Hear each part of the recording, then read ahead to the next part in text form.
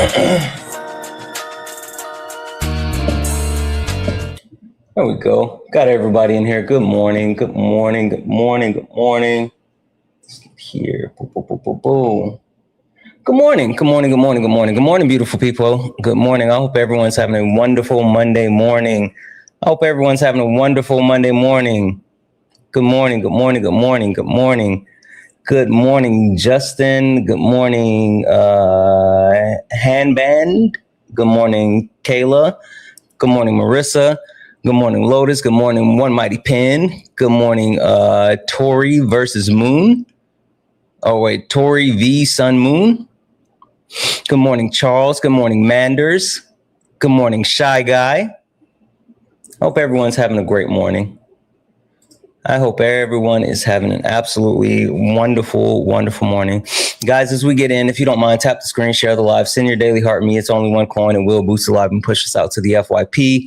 We're going to get started here in just a moment. We are looking for some debates. So, do all the wonderful things, right? Tap the screen, share the live, knock out the daily gift goal. Right now, it's the little pink heart puffs.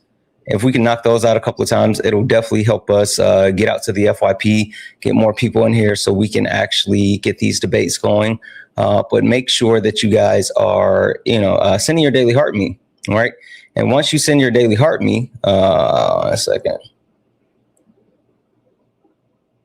Once you send your daily heart me, right, make sure that you go back and collect your coins. That's important.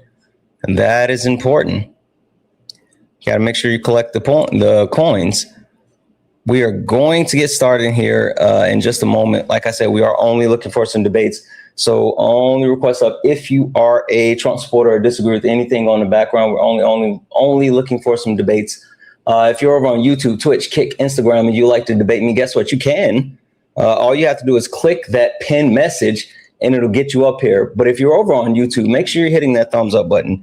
Hitting that thumbs up button helps get us more push out to the push the VOD out so we can get more people in here. Like I said, if you are someone who disagrees with anything on the background, go ahead and get in the box because we are looking for some debates. We're absolutely looking for some debates.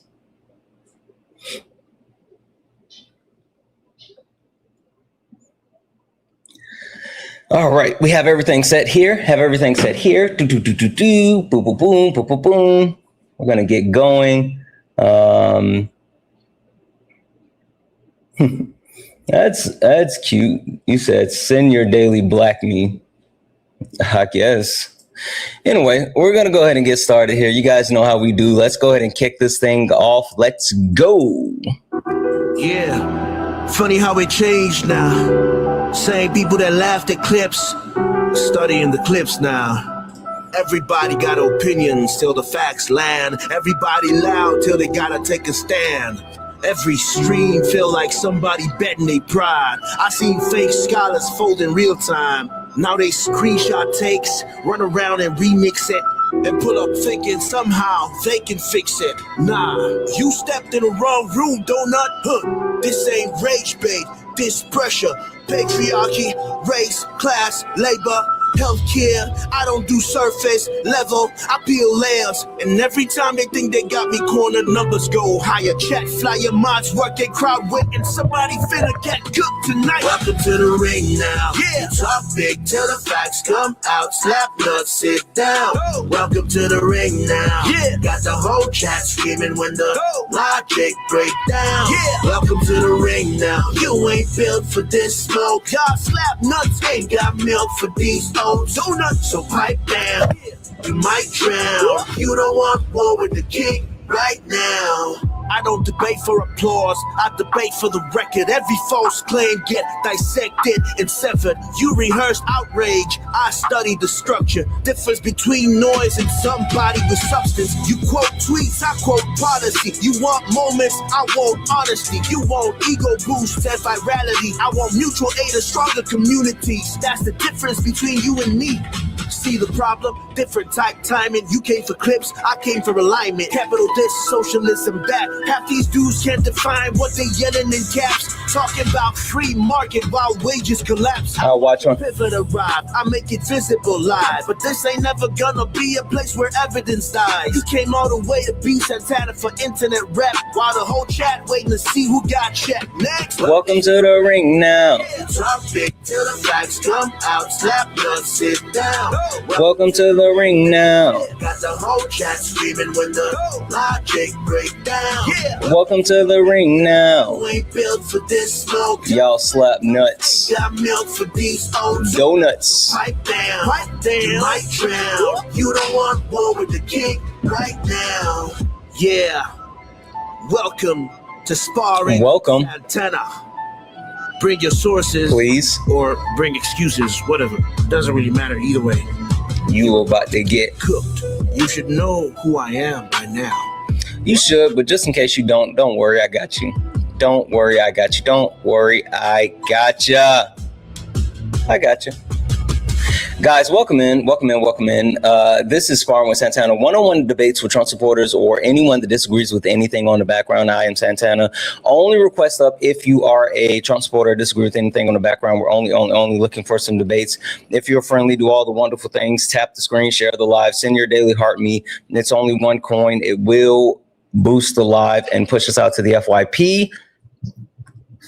Hi, TN. Are you a Trump supporter or disagree with anything on the background? I do disagree with what's on the background. Okay. Specifically, which point do you disagree with? Well, I'm trying to figure out what you mean by Christians weaponize the Bible. Okay. Well, do you disagree with that statement? I do disagree because I don't think we weaponize the Bible. Okay. All right. That's I think fair. it's just strictly beliefs. Okay. That's fair. We can get into it. Give me 1 second, though, TN. Before we go too far, quick question. Do you know who I am? I know you off of Parker. Oh, okay. Okay. Cool. Yeah. Well, would you mind if I give you and everyone else a quick introduction to who I am and what this is? For sure. Perfect. 1 moment. Ladies and gentlemen, welcome to the main event.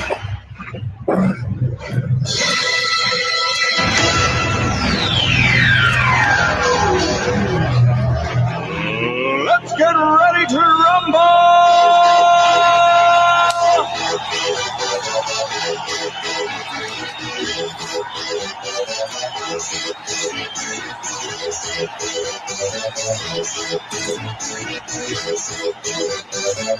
Y'all ready for this? Guys, welcome in. This is Sparring with Santana. One-on-one debates with Trump supporters or anyone that disagrees with anything on the background. My name is Santana, and we are only looking for some debates. So only request up if you are a Trump supporter, disagree with anything on the background. But if you're friendly, lock in. Tap the screen, share the live, send your daily heart me. It'll help boost the live. And if you like to support the live, you can do so.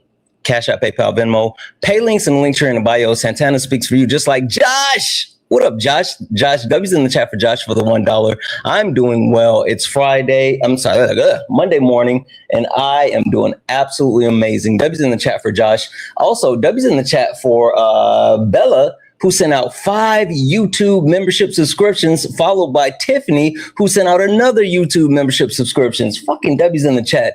If you're over on YouTube, you can send a super chat, and I will read that out. TN, so back to you. You said that you disagree with the premise as far as Christians weaponizing the Bible. Okay, just to lay it out plainly, do you think that Christianity has been used as one of the most reprehensible tools throughout the history of the world for different reasons, whether it be colonization, imperialism, genocide? You disagree with that? I mean, I think it's just one of those things that, Christianity has been something that they don't teach you that in school, but it does say in the scriptures that God says you always know about me. And it doesn't matter how old you are, a baby. It doesn't matter if you're 1, 2, 3, you're always going to find out about him. But to get back to your statement, I do believe that it has been part of real events in our timeline. It's definitely played a factor. I mean, people can choose to believe or be atheists. They can be whatever they want to be. But I do believe Christianity, I don't know if it would be technically classified as weaponized. I think it's just more if you choose to believe in him, if you choose to believe in the scriptures, it's a route that you can take. And I think most people, I don't know what the percentage is in the world of who's Christian and who's not, but I think it's just something that you can just choose to believe in, not necessarily use it as a, that's what I'm trying to get to your statement. Like, what do you mean by weaponize? Yeah. Christianity has been used to disenfranchise people throughout the history of the world, not just the United States of America, but talking about the reason for colonization to Turtle Island, right? The driving force for the conquistadors, the Spaniards, to come to Turtle Island to initiate the genocide the way that they did of the indigenous people was to, one, find gold and treasure, but two, to spread the premise of Jesus, right? The actual social construct of race, right? The driving factor behind the creation of race was from the Catholic Church. Right. And one of the big things that they said is that they needed to, quote unquote, civilize the people that they found of Africa. And, you know, then they pretended to do so through chattel slavery. Even when you talk about slavery within the United States of America, there was the slave Bible. Fuck it, Craft Weaver, let's go. Deb's in the chat for Craft Weaver. What up? When you talk about the slave Bible, right? It was a Bible that was used, and they took specific passages out and they used it to preach the idea that Black people are supposed to be slaved in the Americas, and that's what God wants. I mean, even if you look at it today, the Bible is weaponized against people within the queer community, against women who want access to bodily autonomy. It's literally a tool that has continued to hurt, harm, and disenfranchise people because of the way that it is used and weaponized. Got you. I see what you're saying now. Like, I do want to make one thing clear. Give me 1 second. Give me 1 second. Yeah. Sorry. Apparently, I got to start resetting this mic at the every night. 1 second, guys. It was kind of cracking a little bit, so yeah, don't worry about it. Yep. Give me 1 second.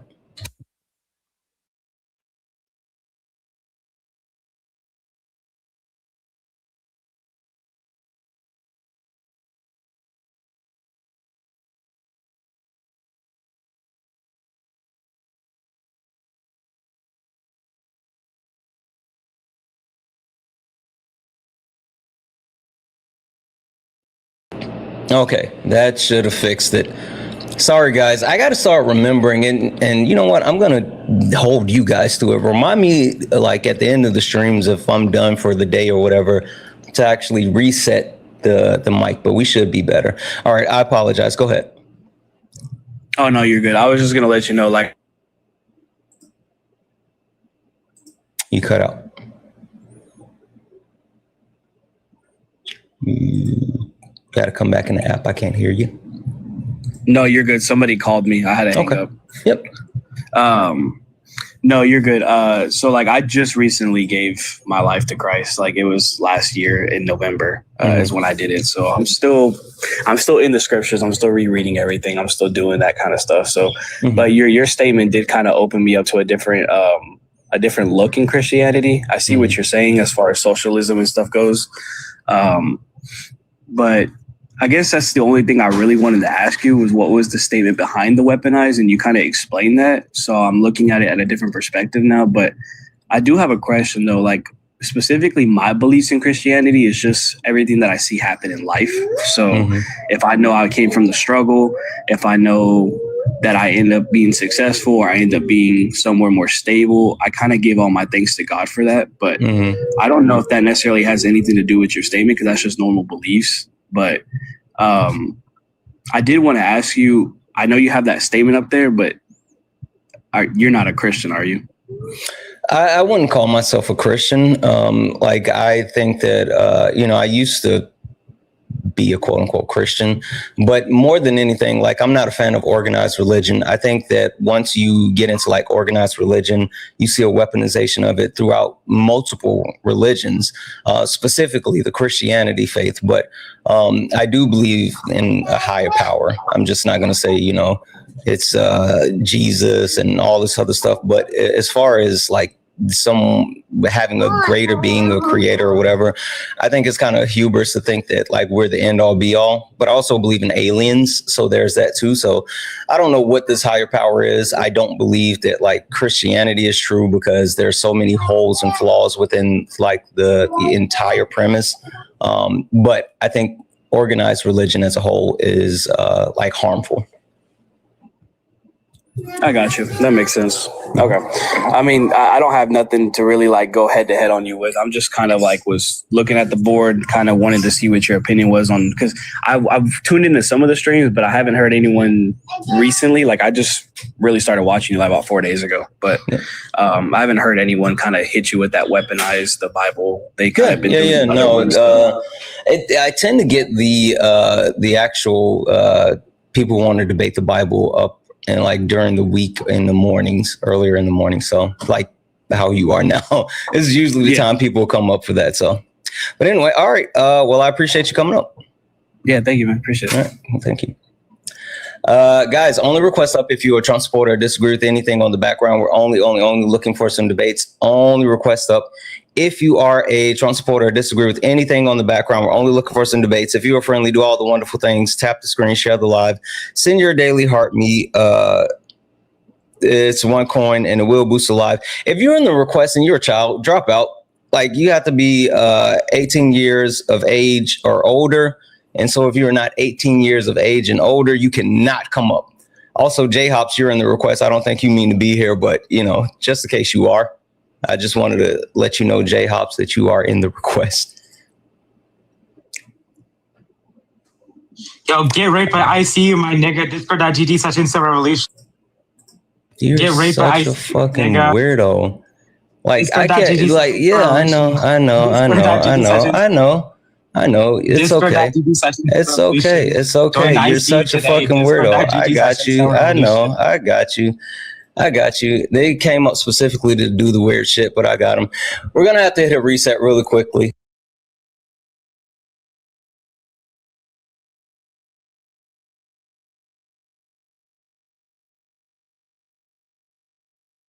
Screen. We have multiple bundles as well. We have your body butters and body oil duo. We have your body wash, and we only have the king. We have our ED. Yeah, y'all need to recognize that there are people watching these that are related to these people. So when y'all just blow off, I mean, like I said, wording, I'm with him. Wording, you have to be careful on how you say it and what you're saying, and you got to think that through.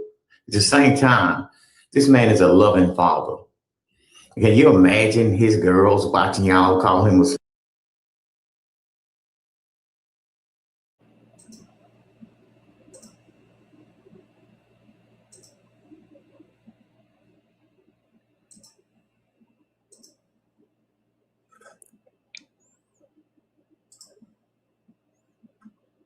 Let's hit the intro one more time.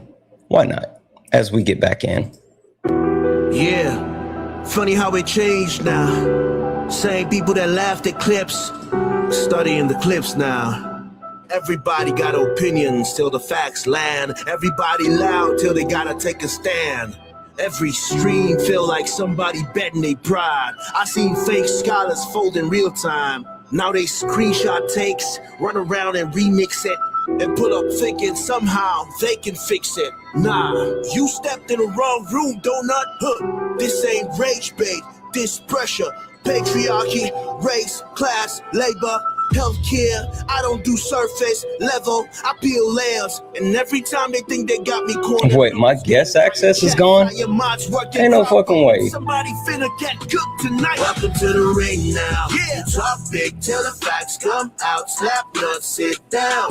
Welcome to the ring now. Yeah. Got the whole chat screaming when the logic break down. Yeah. Welcome to the ring now. You ain't built for this smoke. Y'all slap nuts ain't got milk for these old donuts. So pipe down. Yeah. You might drown. You don't want war with the king right now.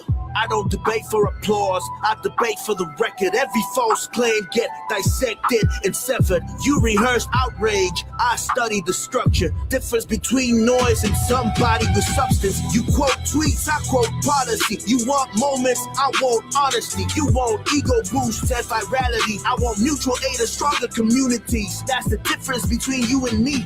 See the problem? Different type timing. You came for clips, I came for alignment. Capital this, socialism that. Half these dudes can't define what they yelling in caps. Talking about free market while wages collapse. I watch your pivot arrive, I make it visible live. But this ain't never gonna be a place where evidence dies. You came all the way to be Santana for internet rap, while the whole chat waiting to see who got checked. Next, welcome to the ring now. Yeah, talk big till the facts come out. Slap nuts, sit down. Go.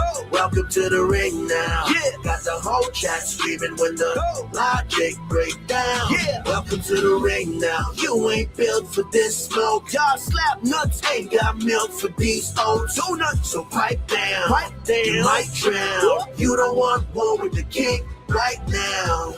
Yeah, welcome to Sparring with Santana. Bring your sources or bring excuses, whatever. Doesn't really matter either way. You're about to get cooked. You should know who I am by now. What?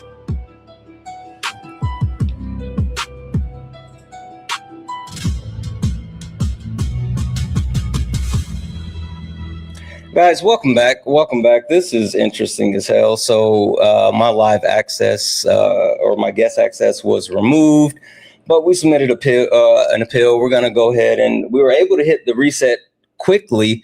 So they didn't take down the account, but they did actually suspend the actual guest access. But we submitted a request to get it approved, to get guest access added back. So yeah, it should be just a few minutes and we should be G to G. I think we're good because, like, you know, we kicked the person and it was also like, you know, a weirdo. Anyway, we'll continue to monitor that. But as we do, there's a couple of things. This is perfect, though. Like, there's a couple of things that I want to make sure that I take time to actually cover with you guys while we wait to get the actual live access back. Wait, are you guys saying that? Mods, is the mic good? Are we okay, mods? Is the mic good?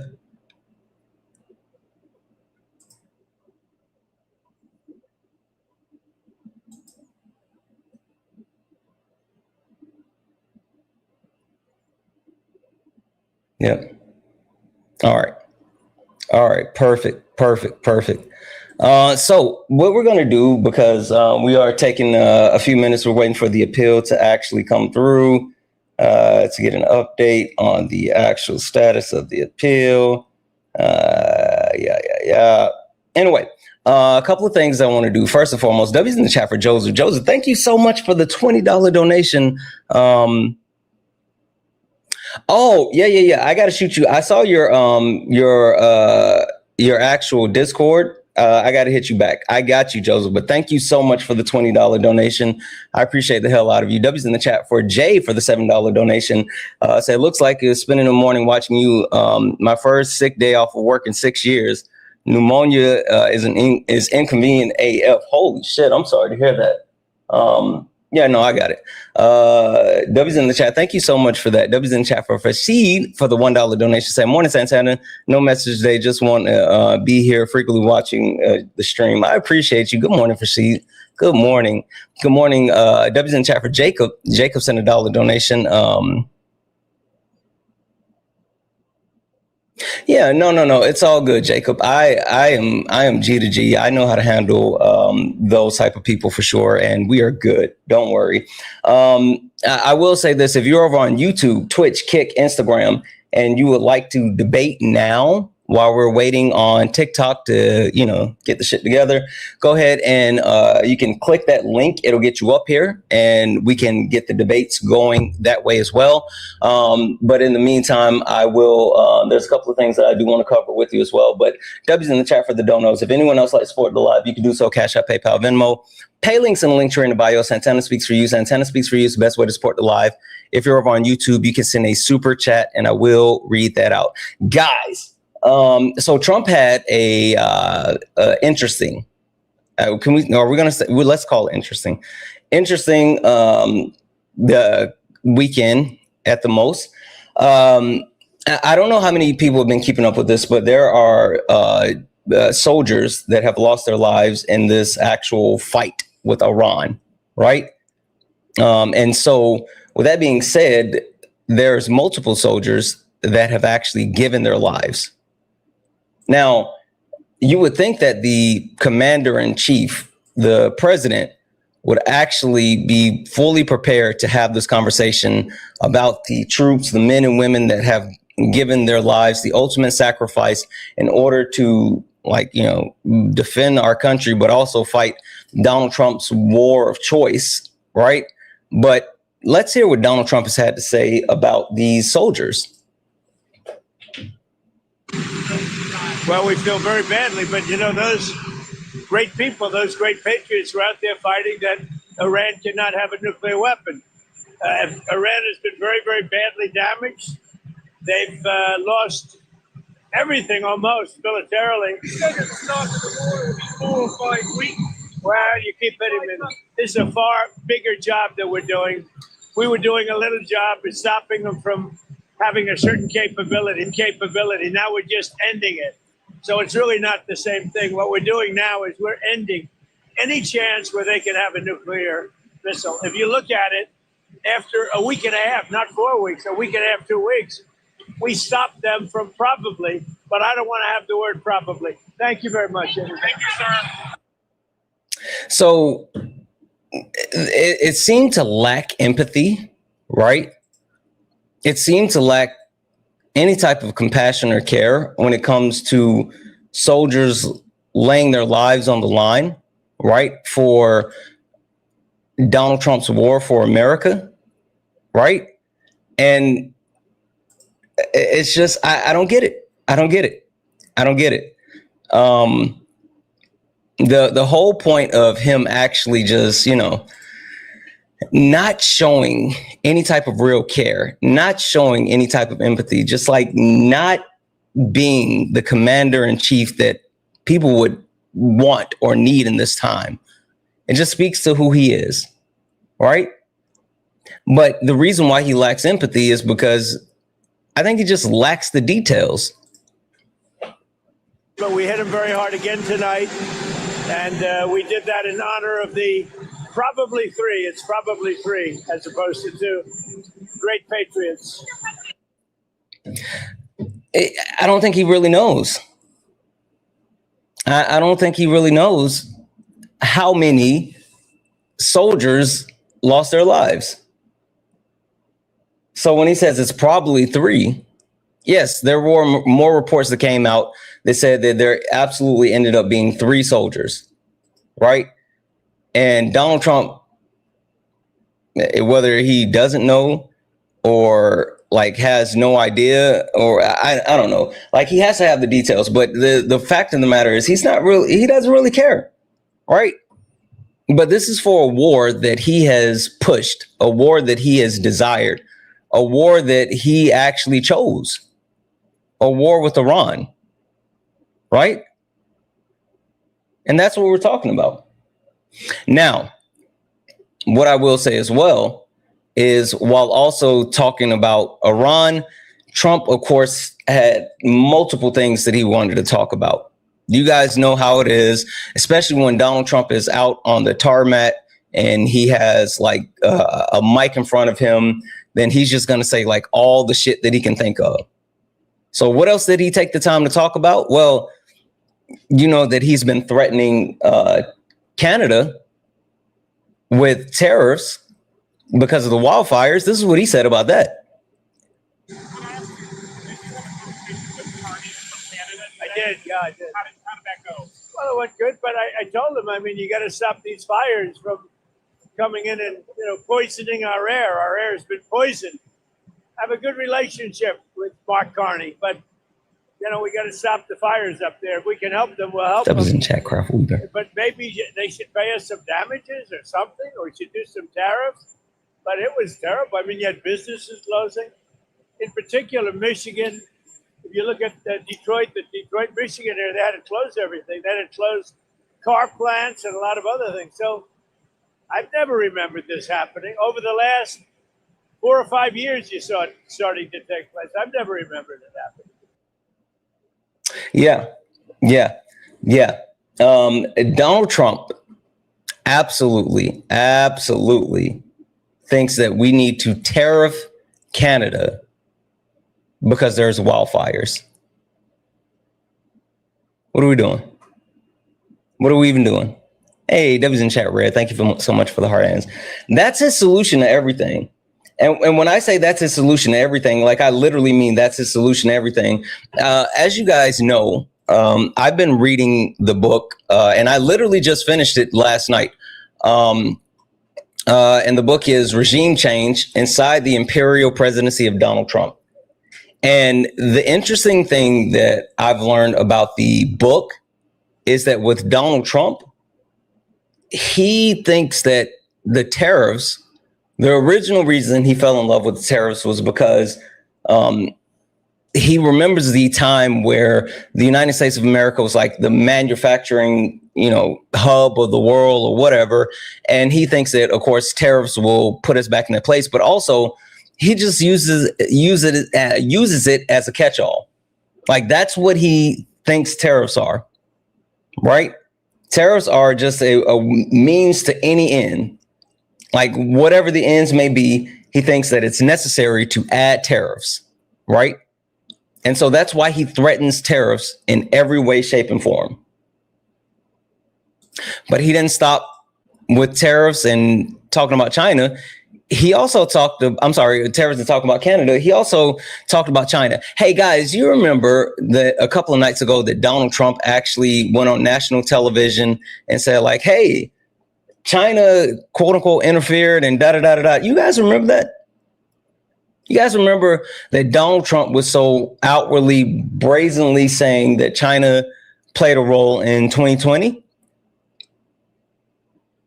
Well, if China had such a large role in 2020, it would make sense for some type of recourse towards China, right? Well, this is what Trump said. Great patriots. What's the consequences for China for meddling in U.S. elections after your... Well, we're going to see. We'll be speaking to them. We'll be seeing. And sir, can I ask... Yep. That's the best that he has. We'll see. We'll be speaking to him. We'll be speaking to him. That's literally his position when it comes to China, which he said is such a huge issue, and China actually interfered. You know what's funny? So this is interesting. Donald Trump said the 2016 presidential election, completely fair. The 2020, rigged. 2024, 100% fair, right? So think about that. 3 elections, 2 of them completely fair, 1 of them rigged, right? Donald Trump admitted that he is incapable of protecting the United States of America and our actual political system. Think about that. If we accept his premise, right? Hear me out. If we accept the premise of what Donald Trump is saying, because during the 2016 presidential election, which was fair and he won, president was Barack Obama, Democrat. What up, Petty? If we accept that the 2024 presidential election fair and he won, that was under Joe Biden, Democrat. But the one election that he has an issue with, the 2020 presidential election, he was in charge. So in order for us to accept what he's saying, in order for his base to accept what he's saying, you also have to accept that Donald Trump was unable to keep America safe.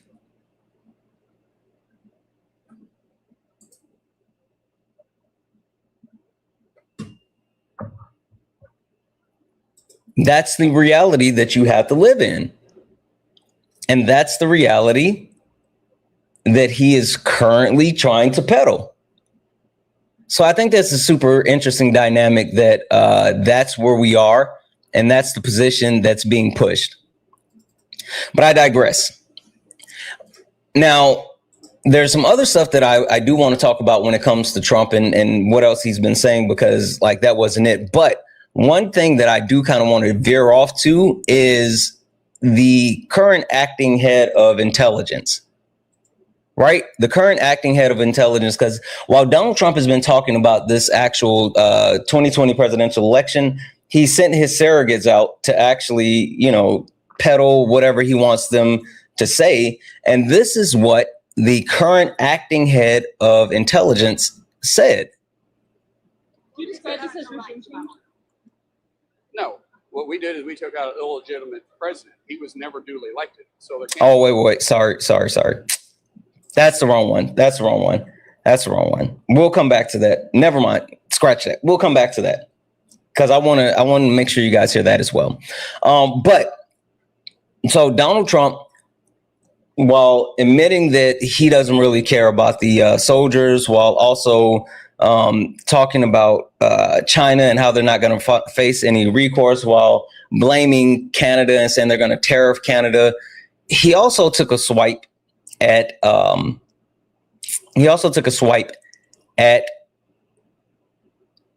poor people, or not necessarily poor, but people who need assistance.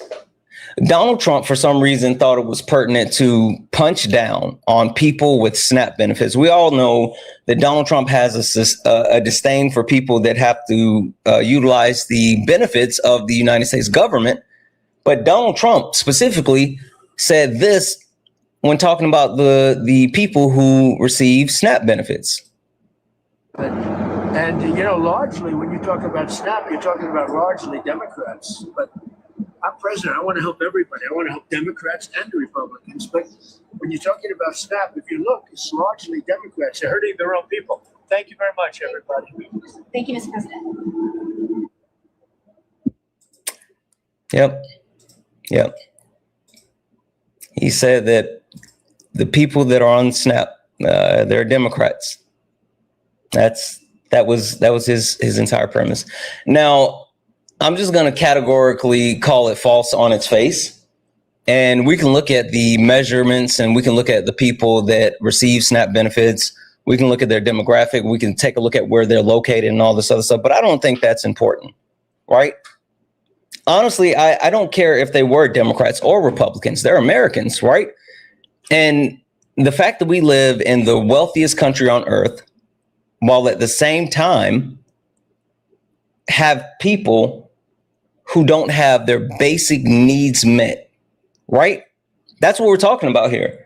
The fact that we have people who need access to these social safety nets, and the head of our country, the president, is for some reason fighting the access to these social safety nets that are absolutely necessary for Americans. I don't get it.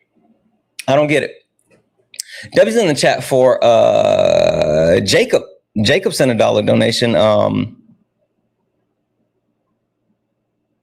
No, I appreciate you, Jacob. Thank you so much for the $1. Thank you for being amazing. Thank you. Debbie's in the chat for Caroline. Hey, Caroline, for the $5 donation. Said sorry that it couldn't be more, but I appreciate you and all that you do. Caroline, $5 is a lot of money. Thank you. I appreciate the hell out of you. Thank you. Debbie's in the chat for Caroline. Also, Debbie's in the chat for Feisty, who sent an eagle over on YouTube. That's dope.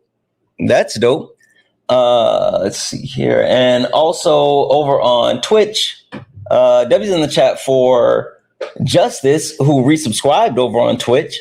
Debbie's in the chat for Jazzy for the one cheered bit. to say base take on organized religion. Good morning, Santana. Good morning. And Debbie's in the chat for Kelly, who sent 10 cheered bits to say, glitter rains from above, smashing through the window, throwing pockets full of glitter. Good, magical, mystical, magical Monday, cuties and beauties. Hopefully everyone is having a wonderful day. Never forget, no matter what life puts in front of you, you're amazing. You're amazing in enough. Now let's get some snackies and hydration and kick this week into ours. Swan dives out the window, exploding into glitter. Poof. W's in the chat.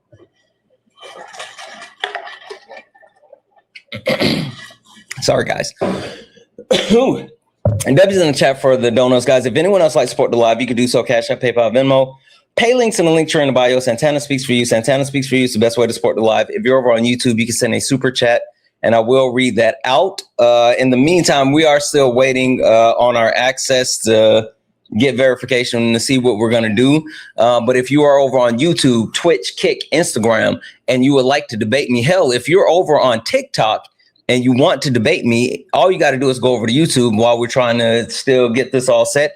You don't have to leave where you are. All you have to do is click the link and it'll get you up here so you can debate. If you are interested in debating me on any of the topics, go ahead and just click that link. With that being said, I do want to cover a couple more things while we wait on our access.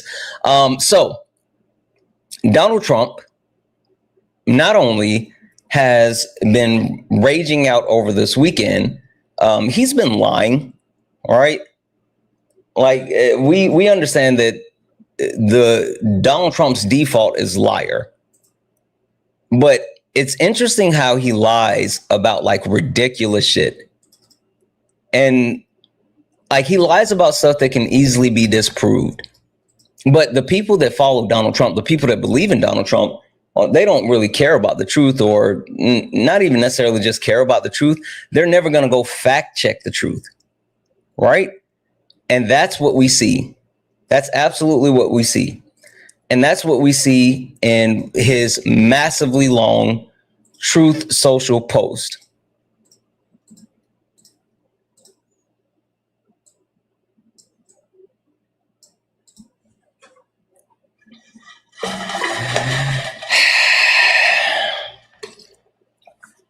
Wonderful news. I've just been informed the Giant Eagle, a great American grocery company, will be lowering prices by a lot across more than 300 products this summer through Labor Day to help hardworking American families. Giant Eagle, like Walmart, is stepping up in a big and bold way to answer my call to lower costs for working families. We'll continue to bring prices down, just like oil, gas, eggs, and prescription drugs, all of which dropped fast after the disaster we inherited from Sleepy Joe Biden. Other grocery chains must immediately follow the lead of these absolute patriots at Giant Eagle and Walmart. Together, we'll make America stronger and more affordable than ever and get rid of the stitch and inflation perpetuated on us by Democrats and Sleepy Joe Biden's administration, President Donald J. Trump. He's just lying. I want to start off, and I want to be very, very clear. He's just lying. That's not a thing. That's not a thing. And for Donald Trump to come out and be so brazenly bold to say like, oh, grocery stores need to lower prices and da da da da da da da da. But yet at the same time, let's not forget that Donald Trump has actively rejected signing the affordability bill that was a bipartisan piece of legislation that was passed through the House and the Senate, and it is waiting for him to sign. When I tell you there is already something that can be done to help the American people, but Donald Trump is just saying no. Donald Trump is just saying no because he wants the Save America Act passed. He doesn't want to sign anything else. He's literally called the affordability bill ho hum and boring. So he doesn't care about actually signing it into law. That's where we are. So he wants to pretend as if he cares about like affordability or the way of life or how things are affecting Americans, but he doesn't. He doesn't. Because he could absolutely help everyday Americans out in real time, but he's not doing that. But that's who he is. Debbie's in the chat for Anthony. Anthony, thank you so much for the $1 donation. No, I didn't see that they photoshopped Trump out. I didn't see that. Holy shit. Good for them. Good for Spain. Debbie's in the chat as well for Kimberly. Kimberly sent a $5 donation saying, Santana, I'm voting in Virginia today, and I need help really bad. I don't have enough for... Oh, Kimberly... No, I can't do that. But Kimberly, I can send you the 5 back. You shouldn't be sending the 5 if that's the case. I know there's other ways and other resources that you can utilize to be able to get the vote and everything. But if you like, if you're in the Discord, if you can actually drop, some information in the Discord, we can go through that route or whatever. But that's not something I would be able to do here. I'm sorry. Okay. I know Kay's reaching out to you as well. But I'll send the 5 back. But yeah, no. Like we definitely want to get you access to resources and see what help we can get you as well. For sure. Debbie's in the chat for Kimberly. Let's see here. Debbie's in the chat. If anyone else likes to support the live, you can do so. Cash App, PayPal, Venmo. Pay links in the link tree in the bio. Santana speaks for you. If you're over on YouTube, you can send a super chat and I will read that out. So that's what Donald Trump has been doing over the weekend. That's what he's been lying about over the weekend. That's where we've been sitting with him over the weekend. But again, Donald Trump is not the only one that has been out there in the street. His surrogates have been out there in the streets. As you guys know, ICE keeps shooting people in the face, right? You guys know that ICE is literally continuing to kill American citizens. And Tom Homan, Donald Trump's quote unquote border czar, is unapologetic about it. Just to make sure you're clear, Tom Homan doesn't give a fuck. But these were fatal shootings, of course, in Houston and in Maine. And in Houston, it was an unmarked car. So when you're saying don't resist, these individuals who were chasing the man who died, they didn't have markings on that vehicle that would allow for him to know that they were ICE. It just looked like a car coming after them in the videos. No, they have emergency lights. Officers have insignia. So when they get out of that car and approach the car, you can clearly see the law enforcement officers. Well, in the video that has been public, it's not a marked car. These people, I'm not saying it's a marked car, but they have emergency lights and sirens. So when they post them, they want to activate the emergency lights. A lot of police departments. I'm in New York City right now. A lot of NYPD officers are driving unmarked vehicles, and that helps them find people that don't want to be found, right? So, but bottom line is, we'll see when the investigation plays out, but they would be alive today if they simply complied with a vehicle stop by federal law enforcement. Just comply. You can, if you don't think you've been treated right and they had no reason to stop you, then there's avenues to take them to court, to sue. Well, the family of the man in Houston said that he thought he was being robbed because it was an unmarked vehicle. Not that it was law enforcement at all. They had emergency lights. They activate emergency lights, blue and light. In my vehicle, I drive around with my security detail. You've seen that on video? Because we haven't. Seen what on video, ma'am? That there were lights, because in the videos that we've seen, there aren't. And because there weren't body cameras, it is hard to substantiate some of what you were saying. Okay, well, I have not seen the videos, but I'm saying our vehicles are equipped with emergency lights. Now, if they didn't activate the lights, again, I haven't seen that video. If they didn't activate the lights, then there's an issue there, right? But I'm saying they're equipped with lights. So let me just caveat that. They should have been equipped with lights and sirens, but I do not know specifically if they activated those lights. You guys heard that, right? You guys heard that, right? He said comply or die. Like that's what he said. That's literally the message that he is getting across. That's literally the message that he's trying to get across. That's how little Tom Homan, who is a surrogate of Donald Trump, the Trump administration, who is pushing the ideology and the rhetoric behind what they want to get done in the country. And that's the stance he's taking. Because that's what they believe in. So that's where we are. That's where we are. Now, that's not the only Trump surrogate who's out here making a fool of himself. We can talk about Tom Homan, we can talk about what's happening with ICE, but also let's talk about the current acting head of intelligence, right? The current acting head of intelligence for the United States of America seems to lack intelligence. You describe this as regime change? No. What we did is we took out an illegitimate president. He was never duly elected. So there can't be regime change if he should have never been put in place to begin with. Was his vice president duly elected?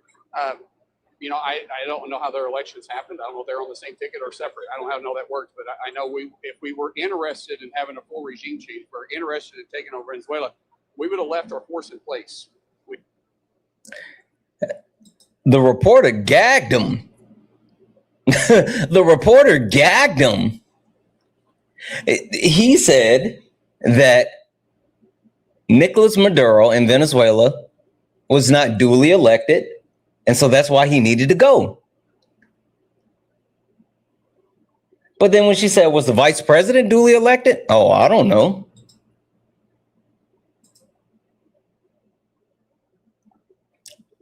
I think that would be something that's good to know, right? Especially if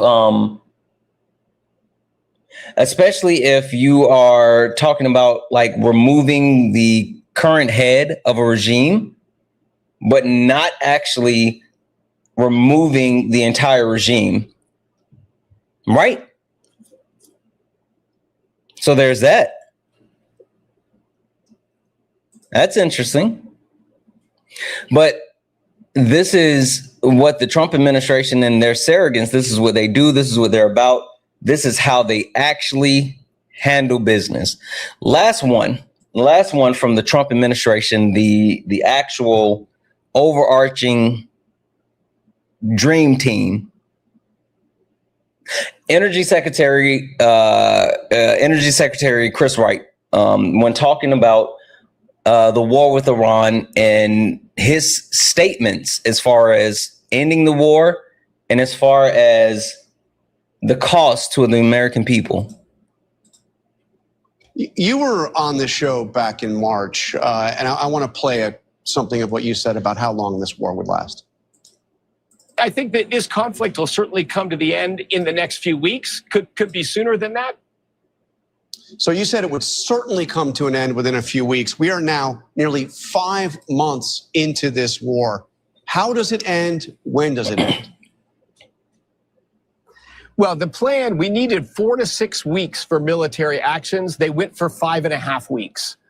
We did a pause to try to get an agreement with the Iranian people to allow oil to flow without them attacking it. They've proven unwilling to do that, and we've pivoted. Now what we're doing is assuring that oil and gas and other products can flow through the Strait of Hormuz with or without Iranian cooperation. And we've continued to degrade their offensive military capabilities. The president is always looking for the diplomatic off-ramp. President Trump wants to end it with a peaceful agreement with Iran, but it takes two parties to do that. If they're ready to do that, that's the way it'll end. If not, we will continue to assure flow of traffic through the strait without Iran's cooperation. But we're not seeing flow now, right? I mean, hasn't flow of traffic through the Strait of Hormuz effectively stopped over the past few days? Oh, absolutely not. Absolutely not. I get the data on that every day. The 7-day trailing average right now is just under 7 million barrels a day flowing through the waterway, and just under 7 million barrels a day additional flow through the bypass pipelines. So we're at a little under 14 million barrels a day from the Arabian Gulf region. That's 2/3 of pre-conflict traffic, dramatically up from where we were back in March when I was last on your show. I mean, not 100% yet, but 2/3 of flow right now. And that's over the past few days. When's that average? And what we saw, the numbers from Thursday were simply eight ships going through the Strait of Hormuz. That's far below. So almost all the public data I've seen is incorrect. There's flow through 2 routes through the Strait of Hormuz. There's up near the Iranian islands that's flow complicit with Iran, but that's not nothing. And then there's flow through the southern route that's protected by American infrastructure. And we count the volume of oil that goes through. The ship numbers are down more dramatically, but of course we're flowing larger tankers now to keep the world markets as well supplied as we can. Yeah. It's spin. It's spin in its cope. It's spin in its cope. That's all it is. It's spin in its cope. That's all it is. So when we talk about what they're actually doing, they're literally just looking for ways to lie and cover up and pretend as if things are happening, but they're not. They're not. Now we have Rish over on YouTube. Rish, I'm adding you to the actual stream. Now, we do have a rule over on YouTube, just because the people over on YouTube tend to be extremely weird. I guess not as weird as people here on TikTok, but I digress. And so in order to actually get this debate going, Rish, we got you on the screen. The only thing that we need is for you to come on camera just for the introduction, and then you can turn the camera back off. You don't have to keep it on for the entire time. But as a vetting process, we do require you to just turn on your camera initially to actually start the debate. And then once you finish that, you can turn it off or keep it on. Doesn't really matter, whatever you want to do. But you are on the screen. You're muted. You're not going to be able to speak until you go ahead and turn on your camera. So we're just waiting for that, and then we can keep it moving. You have to actually put yourself on the screen, not just like the ceiling, just for a second.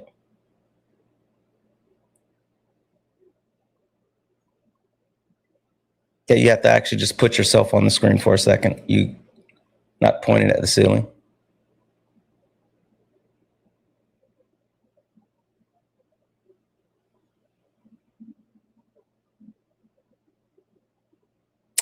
Reese?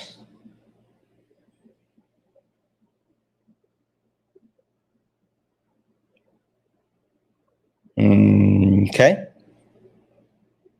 All right. Well, Reese, it seems like I don't know if you are opting out or whatever, but I'll go ahead and drop you back down. If you make the decision that you just want to actually, again, turn your camera on for a moment, show yourself. We do the quick introduction, then you can turn it off. Then you can come back in. But that is one of the requirements when it comes to joining over on YouTube. W's in the chat for Rebel for the $5 donation, saying it's National Moon Day, the anniversary of Apollo 11 lunar landing in 1969. Neil Armstrong and Buzz Aldrin became the first humans to walk on the moon. I know that's right. Debbie's in the chat. Debbie's in the chat for Just Devin for the $2 super chat. I'm sorry, $2 donation. Yeah, you said Giant Eagle is from an area southwestern PA. They're only lowering prices for a few items until Labor Day. Plus, they just bought up a bunch of Kroger's. Kroger's is going to try and dump American Eagle Union. Yeah, like what happened? Like we know what this is about, and even Donald Trump like touting Walmart. That's not a thing because Walmart is embracing. Have you guys seen that? It's called like the adjustable price tags or whatever. Like Walmart has it set where they're rolling out where they can actually have like digital price tags, so they can adjust those digital price tags. Right? That's the wild thing. Why do you keep spamming the same thing? You're being weird.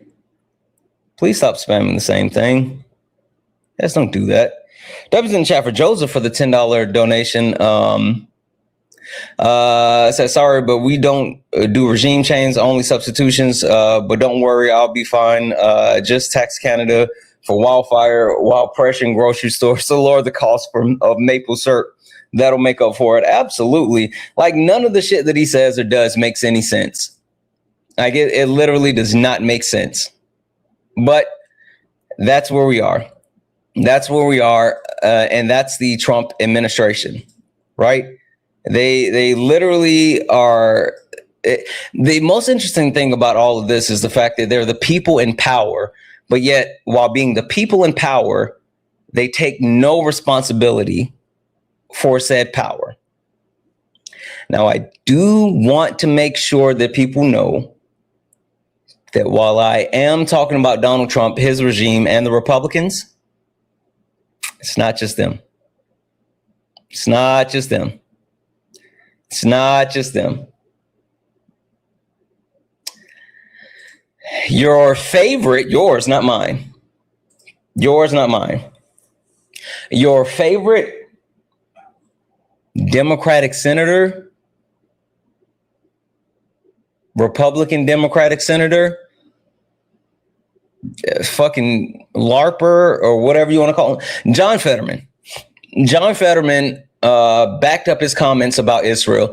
If you don't know, John Fetterman made the comments that basically if the Democratic Party turns away from supporting Israel, then he is going to leave the Democratic Party. And he was on CNN with Jake Tapper.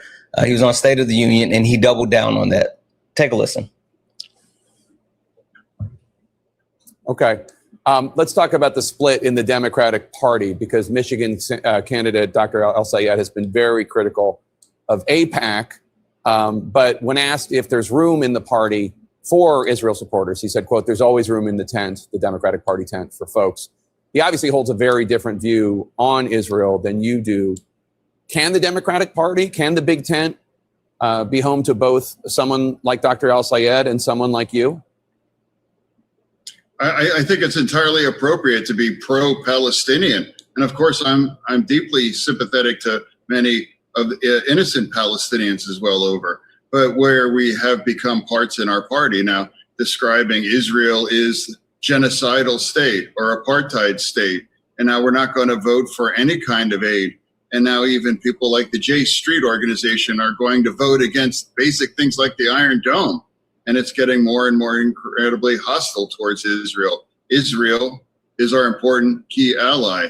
When candidates like you've had Dr. on just before me won't criticize Iran. In fact, he'll warn his supporters, well, we can't just be talking about that the leader of Iran was eliminated, which I think I'm proud to say that's a great thing. You know, eliminating Hamas leadership, eliminating Hezbollah leadership or Iran, that makes things safe and more just. And that's entirely appropriate views. You've said that if the Democratic Party becomes officially and overtly hostile to Israel, that might cause you to leave the party, to become an independent, to be clear, not to become a Republican. This week, there was a vote in the House to cut off more than $3 billion in military aid to Israel. There are 212 House Democrats. 103 of them voted to cut off that aid. The people voting included former Speaker Nancy Pelosi voting to cut off aid. When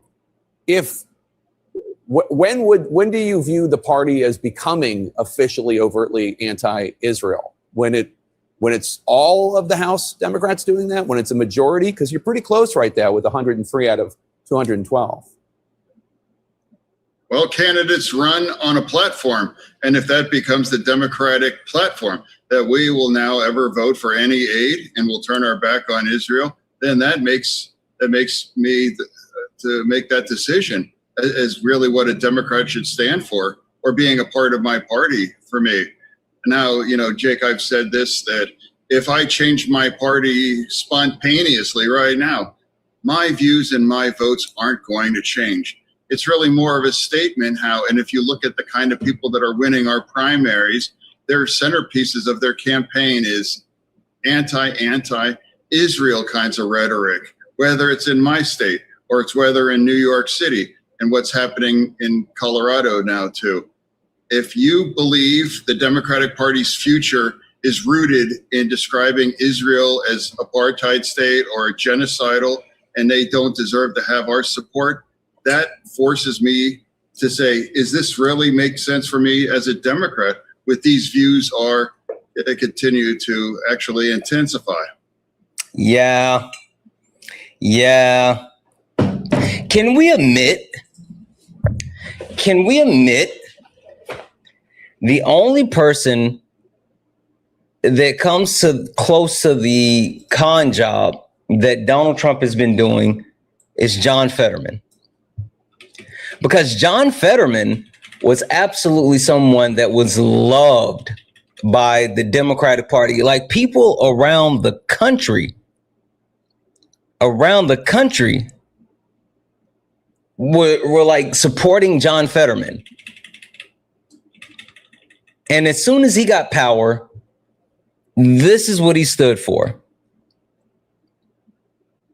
Like, when I tell you, it was literally the bait and switch. It's one of the most quickest pivots that I've ever seen. But, yeah, I guess that's what we get. That's what we get for putting our faith in establishment Democrats. Now, I will say this as well. Like, this is what I've been talking about when I say, like, Republicans and establishment Democrats are scared of Dem socks. Because, to be clear, what he was talking about is the Democratic Socialists and their platform that they ran on. You said I lied. I didn't lie about shit. Sal Soul, I didn't lie about shit. Fuck out of here. Anyway, when you talk about like the Dem socks, they want us to cut bait with Israel. They want us to actually, cut ties with the genocidal Middle Eastern country that continues to actually bomb its neighbors. Right? He's been chirping in the comments. Yeah, I'm sure. Yeah, like he's Billy Badass right now. I get it.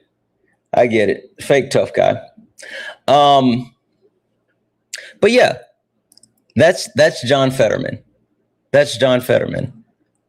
Now, while I did say we're going to take a quick step away from Donald Trump, since we still have a little bit more time, I'm still waiting on the actual feedback on the appeal. There's a couple of things that I didn't get to tell you guys about that was absolutely something that I wanted you guys to hear. Here, let's start with these two. 1 second here.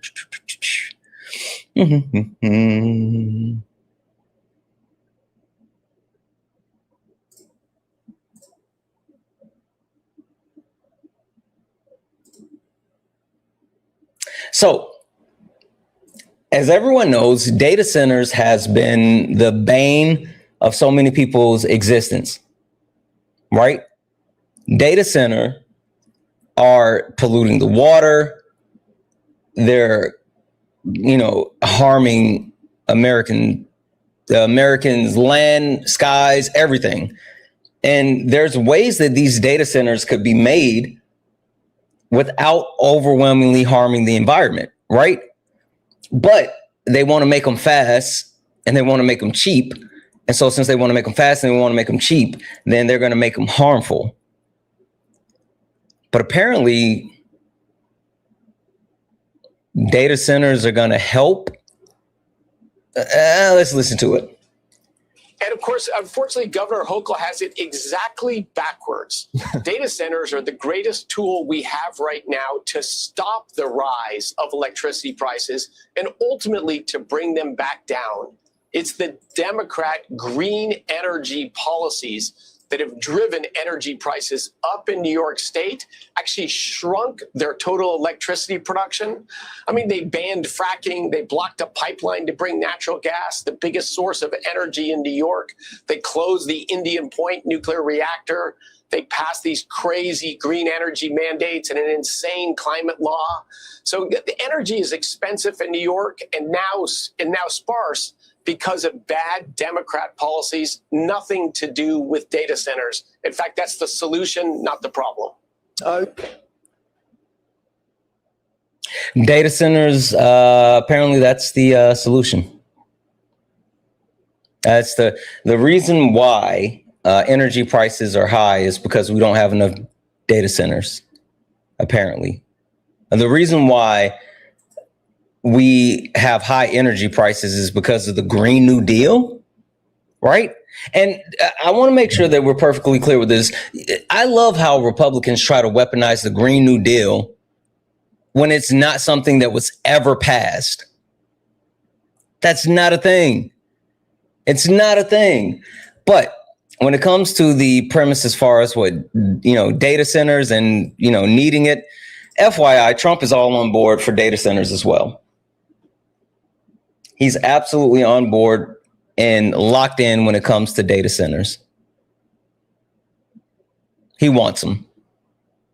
He wants them. Would you guys like to know why Donald Trump wants them, though?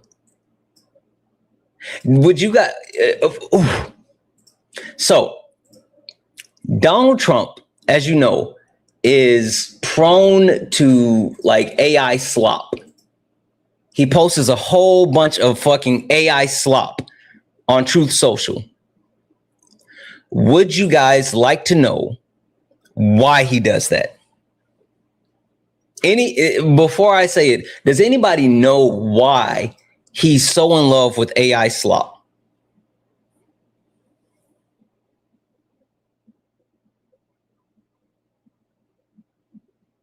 Some interesting theories. Interesting theories. Okay. Don't worry. I got you. So apparently Donald Trump has always been very much anti-technology, right?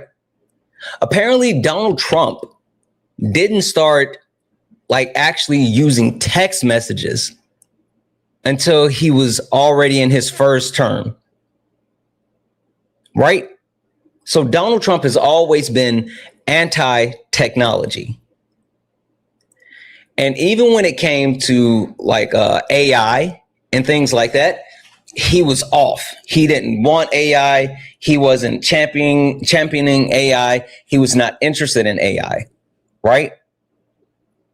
He lives in your brain. Live these nuts in your mouth. The Dave. How about that? You fucking weirdo. Fuck off. I don't give a fuck about what you have to say. Anyway, so while reading Regime Change inside the imperial presidency of Donald Trump, there was an inflection point. There was an inflection point. There was a 50, I need you guys to hear me when I say this. There was a 15-minute meeting that literally changed our reality today. A 15-minute meeting that was one of the most consequential meetings in the history of the United States of America. Donald Trump had a 15-minute meeting scheduled with the head of Chat GTP or Chat whatever. I fuck up the acronyms. Anyway, hold on. Let me make sure I got this right because I know I always mix it up. Chat GPT. Holy shit. Chat GPT. He had a 15-minute meeting scheduled with the head of Chat GPT, right? And the 15-minute meeting ended up turning into a 35-minute meeting. The head of the AI came into Trump's office, told him about it. Trump was like, eh. And he hooked up an actual screen in front of Donald Trump and showed Donald Trump what AI could do. He started by taking one of Donald Trump's Truth Social posts that he had drafted, and he scanned it. And he told the AI to take the Truth Social post of Donald Trump, the one that he wrote, and make it better. That's literally what he told the AI to do. And it did it. And Trump was like, wow. And then they started going through other commands. They told the AI to actually write some poems. And then they told the AI to like make some pictures. And Donald Trump was fascinated by it. When Donald Trump saw them actually using AI to do all of this, the one thing that he said was like, well, I'm super interested in this, but what if we do AI and then they do stuff like, emulate my voice? He said, what if they emulate my voice? Because Elon, this is the time where him and Elon were still buddy before their first big breakup. He said, Elon has given us warnings and said, well, AI can actually start to emulate my voice. What if AI emulates my voice and they tell Russia that we're getting ready to attack them and they don't have time to actually decipher and, get the word out that that's not really him. And this actually happens. And they said, you know what? People may not be able to decipher AI, but good AI can decipher good AI. And that's all that Donald Trump needed to hear. That's all that Donald Trump needed to hear. So again, the reason why Donald Trump loves posting AI slop, and the reason why we saw this massive boom in deregulation, in the push for AI, all this other stuff. Oh, and the guy was like, oh, what we need is just green lights. And then so Trump was like, oh, wait, so do you need money? I mean, is it going to be public money? What do you need? And then he was like, no, we don't need public money. We just need to be able to like build data centers. And so Donald Trump did that and then invested, of course. And ever since then, we've been living in this reality where AI is super unregulated. It was a massive shift from the Biden administration to the Trump administration, even when Donald Trump was similar to Biden and not wanting to speed run any of this. But that 15-minute meeting that turned into a 25-minute meeting literally changed the course of history for the United States of America.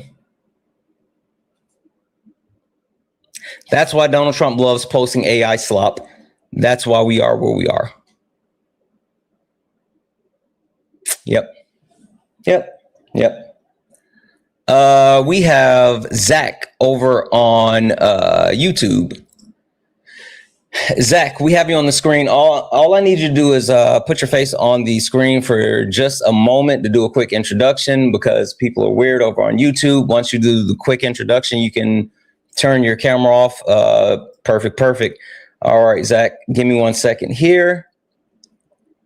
I'm gonna get you all set. All right, Zach, can you hear me? Yes. Hello. Can you hear me? Yes. Zach, are you a Trump supporter? Disagree with anything on the background?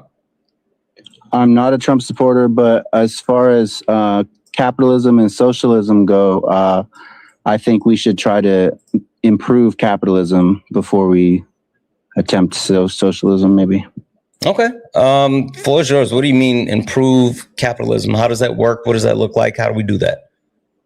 Okay. I think one of the biggest problems with capitalism is we have, first of all, money in politics, which influences policy, and then we have politicians that don't actually represent people.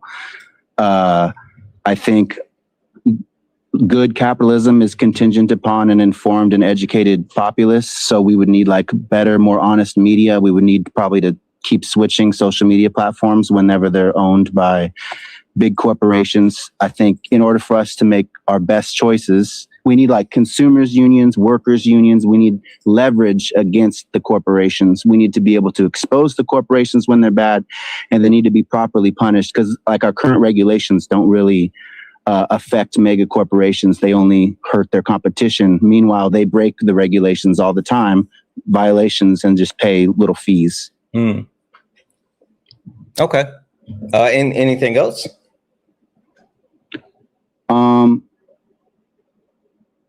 That's pretty much it. We need leverage to be able to get fair wages and fair prices on things. How do you get said leverage? We need like workers unions and consumers unions that people can actually organize and go on strike and boycott things in a big way. How do we get those unions if like our governmental system that we currently have is not only actively engaging in capitalism, but also is one that believes in like union busting? Specifically, even this current administration has deregulated and shifted the power from the worker to the corporation, ensuring that people don't have the ability to unionize to even like necessary levels. So how will we do that? I agree. Yeah, deregulation has been a big problem, and union busting since like Reagan, right? And even before then, like 100 years ago, when coal miners would go on strike, the corporations would like hire mercenaries to take care of them and like actually pew with them, right? Like it's a bad situation, and I think education and like spreading information is the most critical thing for us to be able to understand the problem and organize and create solutions.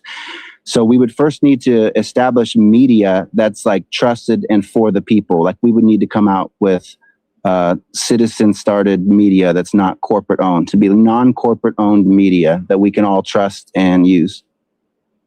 Okay.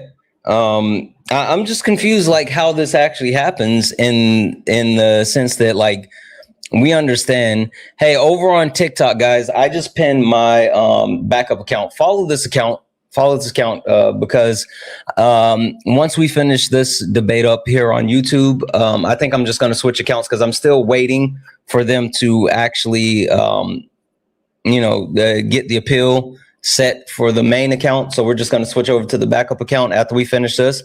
So make sure if you're on TikTok, you follow the backup account that's pinned. All right. So the point that I was saying is how to like, I hear what you're saying. And even if I grant you those things, I mean, there's still another layer past that. But I guess the question I have is how do we get to a position within the current structure of capitalism to being able to overwhelmingly regulate capitalism when there's no incentive for that to happen? I think we need to win over the middle class Republican, and we need to get them on our side, and we need to demonstrate that at least capitalism is extremely flawed and we can do a lot better. Because whenever I argue with them, they always reframe it as communism or socialism versus capitalism. But my argument is crappy capitalism versus better capitalism, and that seems like an easier transition for them. So help me understand, because you're not the first person to say we need to vote our way out of capitalism, which I don't think that's like feasible. But what does that look like? Like what are you telling them that's going to get them on board with more regulations? Because I don't know if you know this, but people on the right love bootlicking, and not only bootlicking, but for some reason telling people they need to add straps to their boots so they can pull them, and saying that like, oh, we need to regulate companies or regulate this or that. Like that's not something that people on the right are really down for. They don't really have any interest in stopping billionaires from being like billionaires. Yeah, billionaires have a lot more vote. Yeah, so voting out of it is impossible if they control the choices, right? Because when they invest in both sides of an election, or they invest in multiple candidates, then actual public servants can't afford to compete with like corporate money and billionaire money. So we need to like crowdsource actual candidates that don't take money from corporations. We need media that promotes them and exposes people who are corporate owned. And we need to get candidates that don't take corporate money and don't owe anything to billionaires. Yeah, I mean, again, I hear you. I'm not saying that like I don't like logically understand your position, but the thing that I am saying though is with your position, it's actually flawed in the sense of being able to accomplish that while currently within the capitalistic society. I mean, again, when you talk about getting money out of politics, right? Citizens United not only is not being considered to be overturned, but you got to talk about like the latest ruling by the Supreme Court that even said that now more money could be donated by individual, and there could be more spending by like the actual parties. So yeah, I'm a little confused again how we even get close to that point, because as long as people have the ability to buy politicians, then politicians are never going to vote in the best interest of the American people. And unless you actually have some way to bypass the actual people in power completely, like I'm not understanding how we get there. Yeah, we need like a couple heroes to be elected that actually expose the system from within, because most of Congress is like pro-corporation, and they accept all the lobbyist bribes, and they pass policy that protects them. And not just reversing Citizens United, we need to go further than that, and we need to actually have CEOs and owners go to jail for unethical practices. We can pull up all sorts of instances of these corporations breaking violations all day, and they do it as like a business expense. They calculate, oh, I can break this violation and it will still be profitable, so we're going to do it. So they do it anyway. You look at Amazon's violations tracker or any of these big companies, and they break regulations all the time. It doesn't really stop them. So the fees need to be either bigger, or they need to be like publicly shamed to where people will boycott them, or they need to be like have their heads put in baskets. They need to do jail time. What? Have their heads put in baskets. What's that? I'm open for any idea that I think would work, but I just don't understand. Like socialism, it would be nearly impossible because you have generations of Republicans and some people on the left that are completely brainwashed by the Cold War propaganda, and they're just 100%. They will stop listening to you if you say you're a communist or a socialist. They won't even listen to you. They won't even entertain any. It's like you're the enemy. You're a spy. You're evil. So I don't see how we can convince the other half of the population that their system can be improved. Yeah. So let's like I don't agree with your premise as far as like even like how we get there, because I don't think it's feasible to get there the way that you're trying to say. But let's say I grant you that we get there. What's the end conclusion of capitalism? That we have fair wages for all, that people feel appreciated, that the basic wage can afford basic expenses, and that true like best products are actually shown to people, and we don't have our like 9 billionth Coca-Cola commercial. Instead, we have new products from new innovators being shown all the time. But as far as how we get there, all we really need is like wait. a hero to become president. I don't want to go back to that. I want to stick with what I just said. No, you're wrong. The end of capitalism is imperialism, right? I mean, like, let's not get this twisted.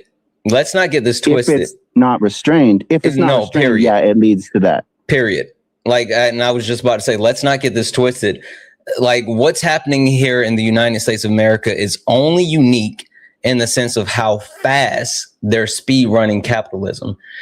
Capitalism has always ended this way because capitalism, it relies on greed and it relies on a exploitation of resources, right? It requires a lower class to continue to be subjugated in some way, shape, or form. And you can only subjugate and keep resources and access from a group of people for so long until, again, you know, we're painting the walls with, you know, people. So I think the premise that you're trying to say, like, oh, regulate capitalism. I mean, yeah, you can, but then you just end up with a situation where it's just death by a million paper cuts. It's just a slower death. And that's what you've seen in other societies for capitalism versus what you're seeing here in the United States of America. They're just like, fuck it, we're going to speed run it. I think it's gotten bad so quickly, though, because of the media. When the corporations own the media, then the people don't have access to the critical information required to do proper sense making and proper choice making. So we're kind of like, even our democracy is contingent upon the media. Like most people's choices, they get informed and twisted by the media. So money controls that. If we got money out of politics completely, or put the caps on individual donations to like a reasonable, I don't know, 5,000 per person or something small like that, I think that would lead to better outcomes. But I mean, well, you can take a look at where we were before the passing of Citizens United. I mean, like the United States of America has always been a conservative country because of, you know, the premise of upholding white supremacy, right? I mean, if you take a look at the root of our country, we were founded and it was woven into our constitution, racism, sexism, and classism. And it's always going to like always default back to those premises, which are absolutely rooted in the patriarchy. And so, I mean, we can talk about like, oh, you know, it's gotten bad or put something in place or whatever. But like the United States of America's default is where we are. It may just be different versions of where we are, but it's literally where we are. This isn't the first time in the history of the United States that we've gone through a period where things have been insanely unaffordable for everyday Americans. This isn't the first time that we've gone through a period where like politicians are overwhelmingly doing what's beneficial for them and not the constituents. I mean, this isn't the first time that we see rampant, you know, white supremacists marching across the street, leaning into like misogyny, all that. Like it's just been rebranded and repackaged throughout the history. And like understanding that if you truly want to address something, it's not just about like the media. Like people need to be more educated. Like having access to better media means nothing if people aren't engaging in critical thinking and also like educating themselves. But do you agree that there's some good aspects to capitalism in that it kind of crowdsources public opinion in a way, and it kind of like if you meet a demand or you come up with a product that everyone likes, you'll get rewarded in that you helped out this many people or you provided get rewarded this good of a within service. socialism. But that's the thing. I mean, I don't think that there's any quote unquote good aspect of capitalism that would outweigh the fact that, you know, people are literally raped under capitalism. They're murdered under capitalism is forcing people to like live in certain ways that are conducive to the most disgusting lifestyles ever, because that's what capitalism requires. And so would only but if the people had the leverage, then we could overpower them with our spending and our employment. If the people had the leverage, then why wouldn't we want socialism? Why would the people need leverage to have capitalism instead of socialism? Because, I mean, putting the power in the hands of the people, like I believe in that. I believe in class solidarity. I believe in empowering the proletariat. I'm just confused as far as how you can say we should do that and at the same time still continue to engage in capitalism. I want the same end goal as you. I just don't see the bridge that gets us there. I see many difficult, like impossible bridges almost. Even my own idea seems like really, really hard to accomplish. So I don't see how does socialism give proper value to a inventor or an artist? Like how does that work? What do you mean? Version of I don't even quite. Can you kind of explain how your version of socialism pays wages, or how does that work? Yeah, how are wages determined? Yeah, same way that like you have wages that you are paid in capitalism, except like okay, so there's a couple of different things, and I think like in order to truly understand it, there's deeper conversations that need to be had, right? There's social safety nets where government lean into social aspects. There's socialism that people tend to think of like where the workers own the means of production. And then there's like the truest form of socialism, which runs in parallel with communism, right? And so I'm one that's willing to take steps to get to where we want to be, because I think overall the optimal point, the end conclusion is absolutely communism. I think that's the optimal system, even though I'm not a communist. But like, as far as the version of socialism, which people will find like more palatable in the short term, and I think could still get us to where we need to go, like workers owning the means of production, it literally just allows people to have like a floor and a base level where they can continue to live without worrying about like not having human rights being met. But then at the same time, it stops people from like Elon Musk from hoarding resources, hoarding like, access and all these other things. Yeah. And so when you talk about like having the ability to continue to, gain from your actual work or whatever, like socialism is way more equitable than capitalism. I mean, think about it. Do you think that people get paid their value or their worth within capitalism now if they come up with an idea or an invention or stuff like that? No, only if they had proper exposure to the public. Like if they somehow had subsidized advertising or something, that'd be the only way for them to be able to compete. Well, I don't even agree with that, because again, like the whole premise of capitalism is based off of exploiting resources, and resources could be like finite resources. It could be intellectual property. It can be like just a multitude of things. And so you see things where people come up with, most of the times when people come up with certain ideas, they're not the ones to get rich off the ideas, right? The greatest example that I love talking about is like the Super Soaker, right? The Super Soaker was a black man who invented the Super Soaker, and his idea was stolen and then distributed. And it took years and years and years for him to just even finally get a settlement where he could get paid a portion of what he was worth for his idea. But like, that's how capitalism absolutely works. You're right. The greatest inventors don't end up being billionaires. Like the inventor of the telephone, the computer, the internet, other people made more money off those things than them, because true inventors, true geniuses don't care about being the richest person. They care about advancing society. So I do agree that socialism will still have innovation, but I guess my biggest problems with socialism or communism is that doesn't it eventually lead to a centralized power that's kind of above the law and they kind of get to dictate things? No. I mean, the premise of socialism and communism is to strip away those actual societal structures that continue to actually disenfranchise people, which includes like governmental systems, right? Which includes like centralizing power in one specific place. Now, the one thing that I will say is there's been different, weaponization of what a socialist is or what a communist is throughout the history of the world. And you've even seen like different societies who like somewhat embrace it, but don't really embrace it. And then, shift towards more of an authoritarian where they're centralizing, the certain things for them or whatever. But the wonderful thing about what we're talking about now is the fact that we've lived through multiple aspects of people who pretend to be communists or pretend to be socialists. And we've also lived through certain aspects where it's been successful before it was destabilized through, like Western imperialism. And we have the ability to actually structure a society that would hit the true form and meaning of what socialism and communism is without having to deal with the downfalls of our history. Like that's one of the greatest things about having access to history is like we can look back and see where things went wrong so we don't have to repeat the same mistakes.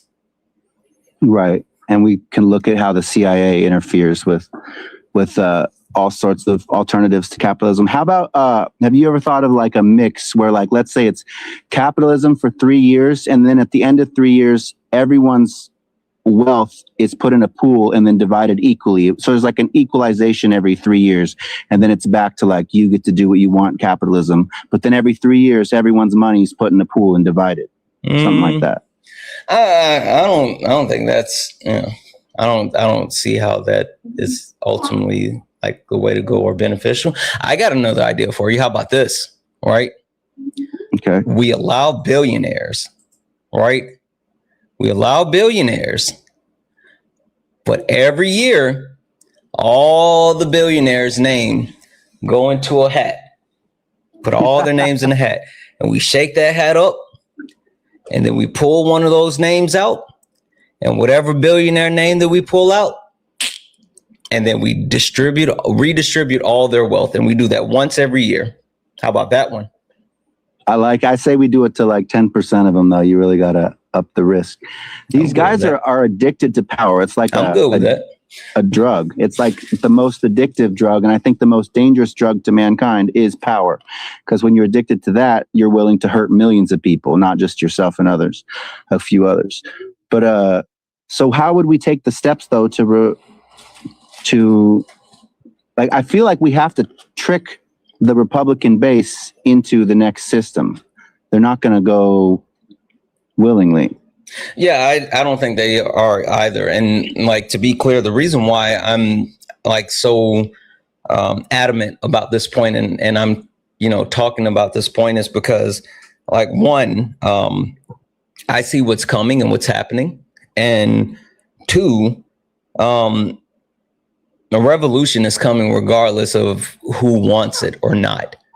Yeah. Right. And so the thing that I'm trying to do is pull as many people as I can left so we can get on board.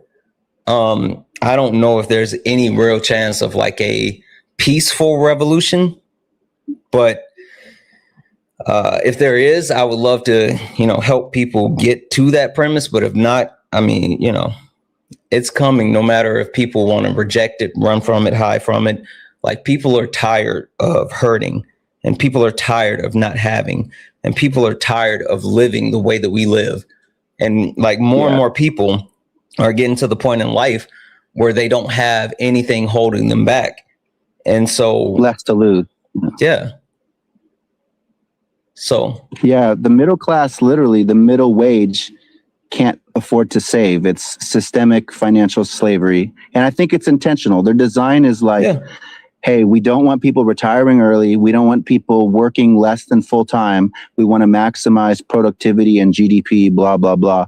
So it's a systemic thing where they've allowed corporations to have all the leverage and to control wages and prices and information. Mm-hmm. I just don't see. Oh yeah, the revolution's definitely coming. I agree with that, especially if AI and robotics actually starts replacing human labor on a large scale. People will not be valued for their labor, and so there'll be like underground economies formed, and people will trade and barter. There will be like underground communism, underground socialism. But yeah, my fear is that they're preparing for this. Instead of fixing the problems, the billionaires seem to be preparing for revolution. You got these 100,000 flock cameras out there. You have Palantir, which is a CIA company. You have all these tech billionaires that actually want a surveillance state. You listen to them, they're like, well, you have nothing to be afraid of. You're obeying the law. We should have a surveillance state. And meanwhile, they have like 1,000 acres and they can do whatever they want on their property. Yeah, absolutely. Well, hey, listen, I appreciate you coming up and getting into this, but I think I'm going to move on and hit a reset. But I appreciate you coming up to debate. Thank you, sir. You're awesome. All right. Thank you. Have a good one. Bye. All right, guys. This is what we're going to do. W's in chat for Just Devin for the $2 donation. Yeah, fuck John Fetterman. Absolutely. Like, 100%. Fuck John Fetterman. This is what we're going to do because we've been waiting for an hour now for the appeal from the fucking weirdo that joined the stream earlier, right? And it still has not actually come back yet or whatever. So, we're kind of here and I want to push the debates along and get something happening. 1 second.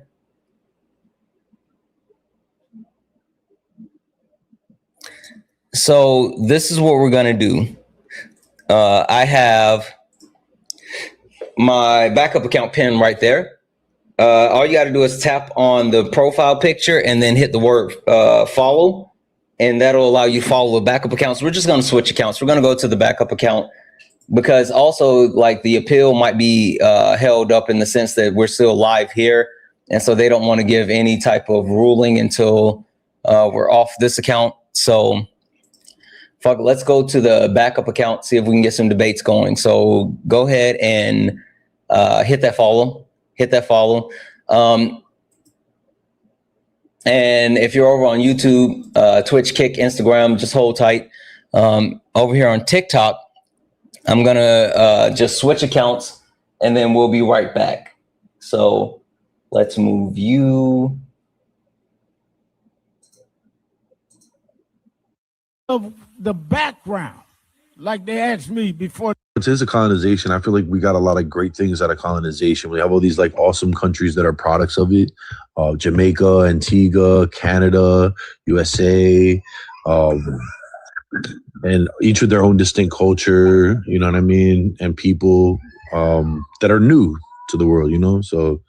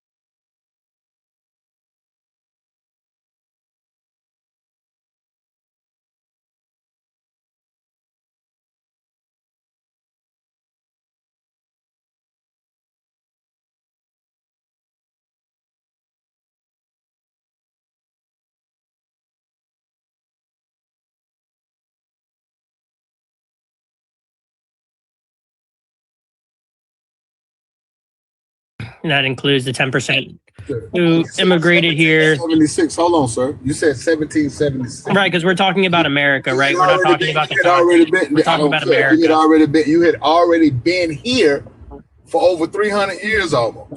You had already been here close to you had already unlocked millions of indigenous people. Sure, the indigenous who are doing nothing and doing child sacrifices, sure, right? But I'm gonna you want to talk. hey, Dot, come back, Dot. You got to come back, Dot. No. Dot. He told me that in 1770.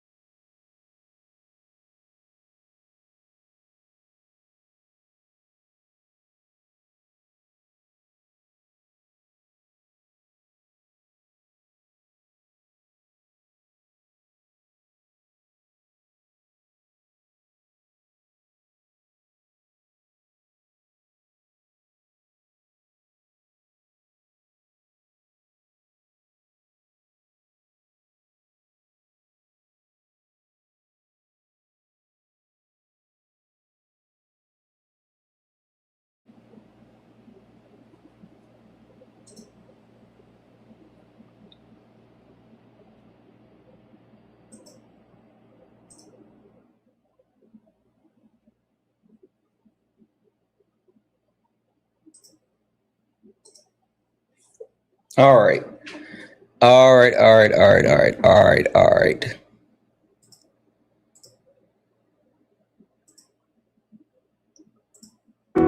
Yeah, funny how it changed now. Same people that laughed at clips, studying the clips now. Everybody got opinions till the facts land. Everybody loud till they gotta take a stand. Every stream feel like somebody betting they pride. I seen fake scholars fold in real time. Now they screenshot takes, run around and remix it, and put up thinking somehow they can fix it. Nah, you stepped in the wrong room, donut. This ain't rage bait, this pressure. Patriarchy, race, class, labor, healthcare. I don't do surface level, I build layers. And every time they think they got me cornered, numbers go higher. Chat, flyer, mods, working, crowd waiting. Somebody finna get cooked tonight. Welcome to the ring now. Yeah. Talk big till the facts come out. Slap nuts, sit down. Welcome to the ring now. Yeah. Got the whole chat screaming when the logic break down. Yeah. Welcome to the ring now. You ain't built for this smoke. Y'all slap nuts ain't got milk for these old donuts. So pipe down. Yeah. You might drown. You don't want war with the king right now. I don't debate for applause, I debate for the record. Every false claim get dissected and severed. You rehearse outrage, I study the structure. Difference between noise and somebody with substance. You quote tweets, I quote policy. You want moments, I want honesty. You want ego boost and virality. I want mutual aid and stronger communities. That's the difference between you and me. See the problem? Different type timing. You came for clips, I came for alignment. Capital this, socialism that. Half these dudes can't define what they yelling in caps. Talking about free market while wages collapse. I watch your pivot arrive, I make it visible live. But this ain't never gonna be a place where evidence dies. You came on. Wait, do I not have for internet rap while the whole chat fucking guest access on this one too? To the ring now. Yeah, talk big till the fact. Ain't no fucking way. Sit down. Welcome to the ring now. Yeah, got the whole chat screaming when the logic break down. Yeah, welcome to the ring now. You ain't built for this smoke. Ain't no fucking way. How? Like, there's no restriction on this one. You might drown. You don't want war with the king right now. Yeah. Welcome to Sparring with Santana. Bring your sources or what? Excuses, whatever. Doesn't really matter either way. You're about to get cooked. You should know who I am by now. What? Oh, this is fucking cooked. This is fucking cooked. And I just got a restriction. This is fucking cooked.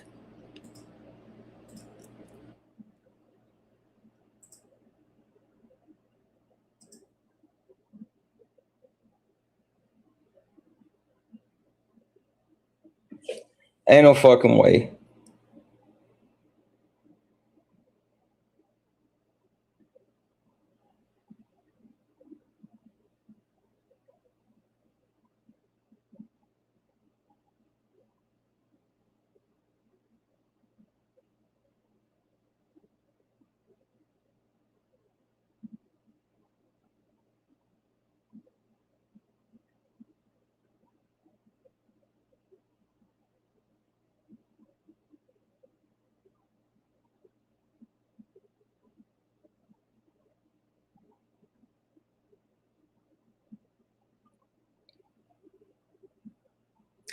This has to be a mistake. This has to be a mistake. Why would they not have?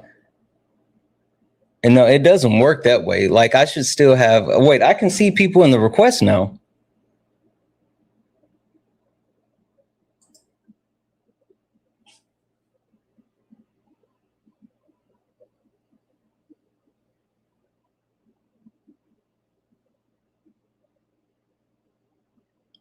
Like, I did see people in the request.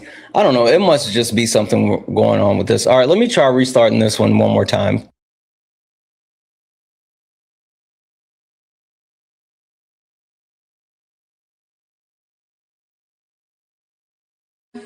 Sacred promise. Go.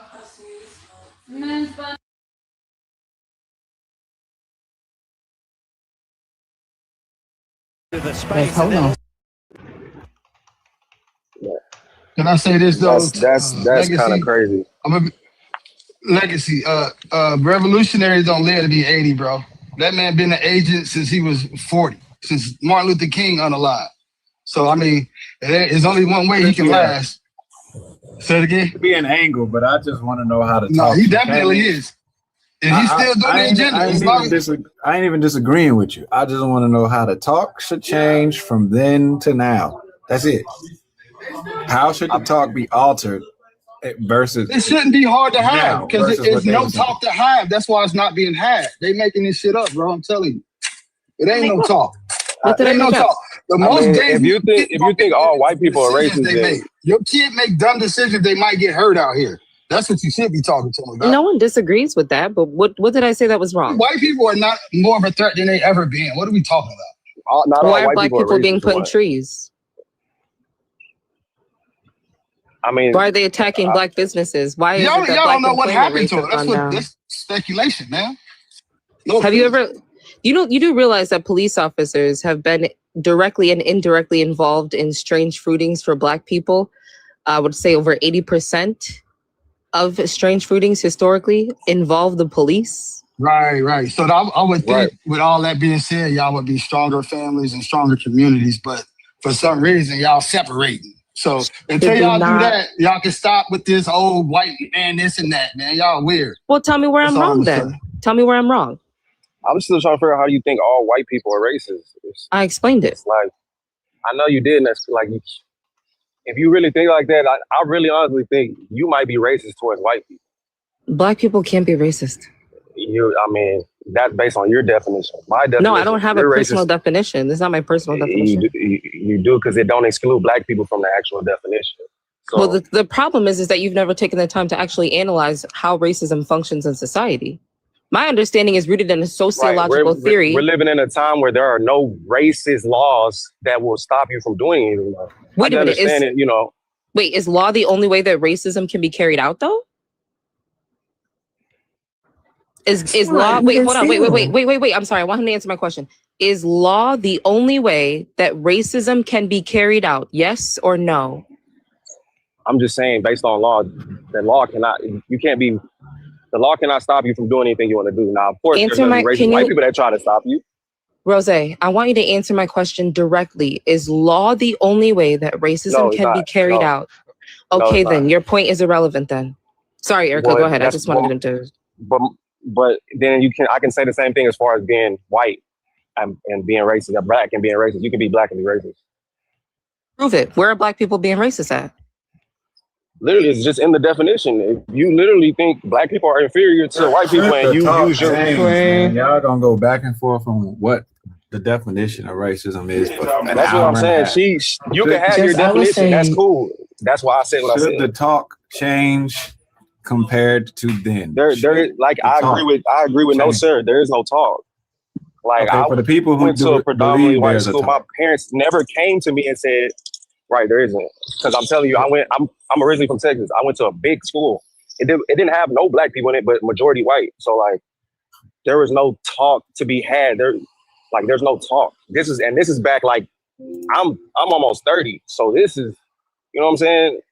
There was still, there's racist towns around where I'm from that you don't go to. But as far as like, if you were a black kid in that racist town at that racist school, then of course, maybe like Bader is a racist town. So maybe if your kid is going to that all white school and he's literally the only black kid, like that's that type of school, then yes, you would need to have a talk with them. Otherwise, no. Because I went to a pejoratively white school, and most of my friends were not even white. They're black, Asian, Hispanic. I have some white friends, and I have some white friends that are not racist. Like they're my actual partners. Like they would literally die for me. They would die with me. Like they're not racist. I just want to know what pejoratively white means. And then also another thing is that Swan is right. You're not thinking of how racism actually functions within our society. You're not thinking. I really would like for you to, I think Swan did ask you. And I'm sorry. Hey, Legacy, to answer your question, Let's go here.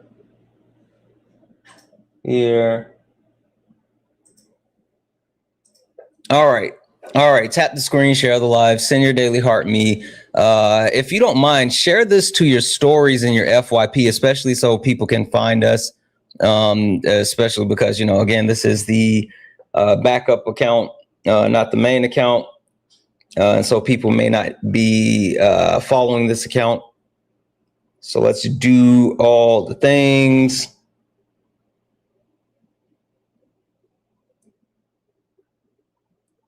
There we go. All right. Let's try to hit this intro one more time. Like, I'm dead ass though. Like, TikTok better stop fucking with me, because I'm not here for it. Funny how it changed now. Same people that laughed at clips, studying the clips now. Everybody got opinions till the facts land. Everybody loud till they gotta take a stand. Every stream feel like somebody betting they pride. I seen fake scholars fold in real time. Now they screenshot takes, run around and remix it, and put up thinking somehow they can fix it. Nah, you stepped in the wrong room, donut. Huh. This ain't rage bait, this pressure. Patriarchy, race, class, labor, healthcare. I don't do surface level, I peel layers. And every time they think they got me cornered, numbers go higher. Chat, flyer, mods, working, crowd waiting. Somebody finna get cooked tonight. Welcome to the ring now. Yeah. Talk big till the facts come out. Slap nuts, sit down. Welcome to the ring now. Yeah. Got the whole chat screaming with the logic breakdown. What? Welcome to the You Ain't Built for This. Ain't got donuts. Yeah, you might drown. You don't want war with the king right now. I don't debate for applause, I debate for the record. Every false claim get dissected and severed. You rehearse outrage, I study the structure. Difference between noise and somebody with substance. You quote tweets, I quote policy. You want moments, I want honesty. You want ego boosts and virality. I want mutual aid and stronger communities. That's the difference between you and me. See the problem? Different type timing. You came for clips, I came for alignment. Capital this, socialism that. Half these dudes can't define what they yelling in cap. Nope. Talking about Free market while wages collapse. I watch. Pivot arrive. I make it visible live. But this ain't never gonna be a place where evidence dies. You came all the way to be Santana for internet rap, while the whole chat waiting to see who got checked. Next. Welcome to the ring now. Talk big till the facts come out. Slap nuts, sit down. Welcome to the ring now. Got the whole chat screaming when the logic break down. Yeah. Welcome to the ring now. You ain't built for this smoke. Y'all slap nuts ain't got milk for these oats. Donuts. Pipe down. You might drown. You don't want war with the king right now. Yeah. Welcome to Sparring with Santana. Welcome. Sources or bring excuses, whatever. It doesn't really matter either way. You're about to get cooked. You should know who I am by now. Hello, beautiful people. Hello, beautiful people. Hello, beautiful people. It's been a hell of a morning, but we're still here. We're still rocking and rolling. So, guys, if you don't mind, do all the wonderful things. Tap the screen, share the live, send your daily heart me. It's only one coin. It will boost the live and push us out to the FYP. We are looking for some debate. So, guys, only request up. If you are a Trump supporter, disagree with anything on the background, we're only looking for some debates. If you're friendly, do all the wonderful things. Tap the screen, share the live, send your daily heart me. It's only one coin. It will boost the live and push us out to the FYP. The United States of America is an absolute joke. It's an absolute joke. We are the laughing stock of the world. And it's because of a couple of different things, right? First and foremost, capitalism. Capitalism does not compare. Capitalism does not compare to socialism. Joey says, song sick, corny, ML. Joey, you're a fucking hater. Hey, Joey, I'm going to mute you. Come up here and tell me, why are you in the comment section crying about my song? You sound like a hater, bub. You sound like an absolute hater. Why are you crying about my song? Yeah. That's what I thought. You said all developed countries have capitalism. That doesn't make it good, you donut. What the fuck are you talking about? That doesn't make sense. Just because we all have it, fuck out of here. Anyway, only request up if you're a Trump supporter, disagree with anything on the background. We're only looking for some debate. Socialism is far superior than capitalism. Fight me. Whatever. Democratic socialists are up. Established Democrats and established Republicans, they are terrified of democratic socialists. That's why they're trying to frame democratic socialists as being communists. They're not. So, it is what it is. White people embrace white supremacy. Facts. No dispute. No dispute. It is what it is. The global power of the United States military needs to be reduced. Without a doubt, we have to cut the global presence in multiple instances. And last but not least, Christians, my brothers and sisters in Christ, you weaponize the Bible. Even so, hey, user, I don't give a fuck about what you're saying in the comments. Either get up here or shut the fuck up. I'm muting you. Get in the request. I don't care what you're saying in the comment section. You think I'm gonna argue with the comment section? Fuck out of here. I don't care about you being a thumb thug, a keyboard warrior. If you got something to say, come up here and say it with your chest, or don't say it at all. But bub, all you gotta do is hit that request button. All you gotta do is hit that request button. Until then, you're gonna sit there quietly on mute. You can hate from outside of the club. I don't care. I don't care. I don't. No, you're not gonna request? Huh. Shocking. Shocking. Someone who thinks that they can argue back and forth from the comment section, but is too terrified to request up. There we go. That's what I'm talking about.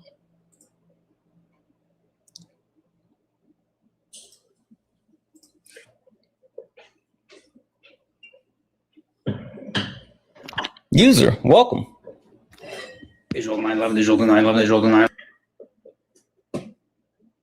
I literally did nothing. Fucking weirdo. They're so fucking weird. They're so fucking weird. You people suck. Like, and I'm just gonna fuck it. I'm gonna be honest. I don't even give a fuck. I'm gonna be honest. You know why you guys suck so much? It's because you're stupid. Right?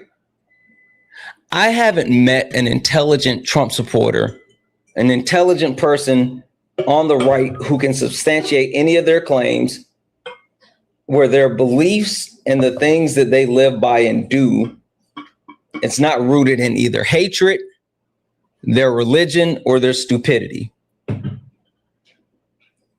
Like, factually speaking,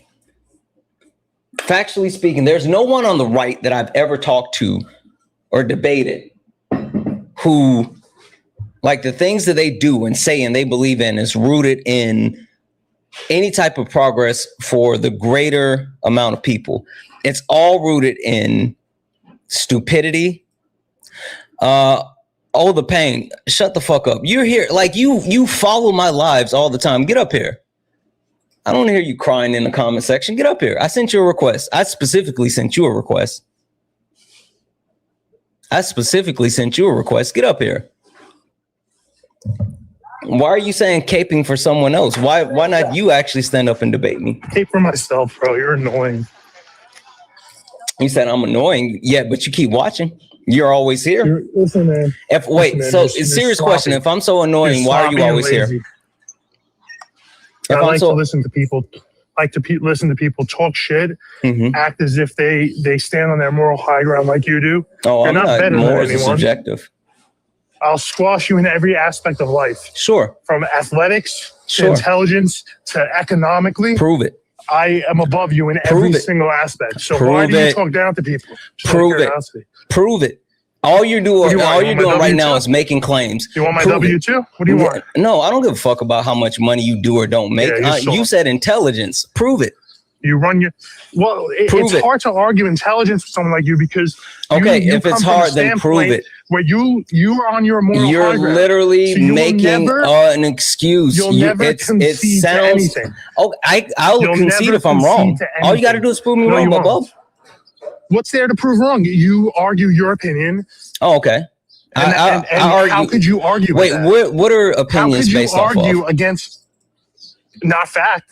I mean, you're talking about socialism as if wait. You don't create your opinion based off of factual information? No, you create your opinion. Answer the question. And a utopian society that will never exist. Answer the question. You create your opinion. Answer the question. Don't run. Do you build your opinions based off of factual information? I form my opinions based on reality. So I guess if you want to call reality fact, holy I guess smokes, you can't keep up. All right, let's go, Donut. Can't keep How about up. this? Come on, dude. You can't. Come on, dude. You're You can't keep up with me you're in any ill-equipped for aspect this, of but life. I don't give a fuck. At this point, I'm about to smack you around. What are we debating? You smack me around, dude. What are You're we fat debating? and sloppy. You're not smacking anyone around. What are we debating? Fucking lives in Washington State. What are we Hipster. debating? You You're a fucking clown. coward! Lock in. You get I'll you. debate whatever All you you're wanna doing. debate. Okay, What you do you know wanna what? debate? Shut up, because I'm tired of hearing you cry. You said that you are intellectually superior, and I want you to exhibit that. I want you to put your intellect on display and go band for band with me. Send you a request. What are we debating? You pick the topic. I don't care. Don't You're a care Trump enough. supporter? No, I'm not a Trump supporter. Okay. He's a clown too. You're all clowns. I'm sorry, say it again. I said he's a clown. You're a clown. You're all Oh, clowns. you're the only clown right now. You're literally I'm the not a clown in the middle of the circus. I'm making you dance. Now, let's see. So if you're not a Trump supporter, I mean, it's kind of hard for me to just say, oh, pick a topic and I don't know what you're about. So obviously you know who I am and what I'm about. What's something that you disagree with? The irony is that I actually agree What's with some of the something that things you talk disagree about. with that you want to debate? I don't know. Like I said, pick the topic. I'm not a Trump supporter. So I take don't that for fucking know what you wish. just. I don't know you, but apparently you know my stance. You even see the background. Like, what's something that you disagree I hate with? your stance. I hate your stance on the fact that you believe that communism and socialism is the way to go. Okay, That so, irks me more do than you think that capitalism is? I think capitalism mixed with social programs, which doesn't make it a socialist country, still is capitalism. probably the way to go. Yeah, capitalism with the social safety nets. That's not socialism. That's capitalism with social safety nets. And that's still from capitalism. An economic standpoint, That's still Is the capitalism. best. Yeah. So Okay, so there you go. Perfect. So you think capitalism is more superior than socialism?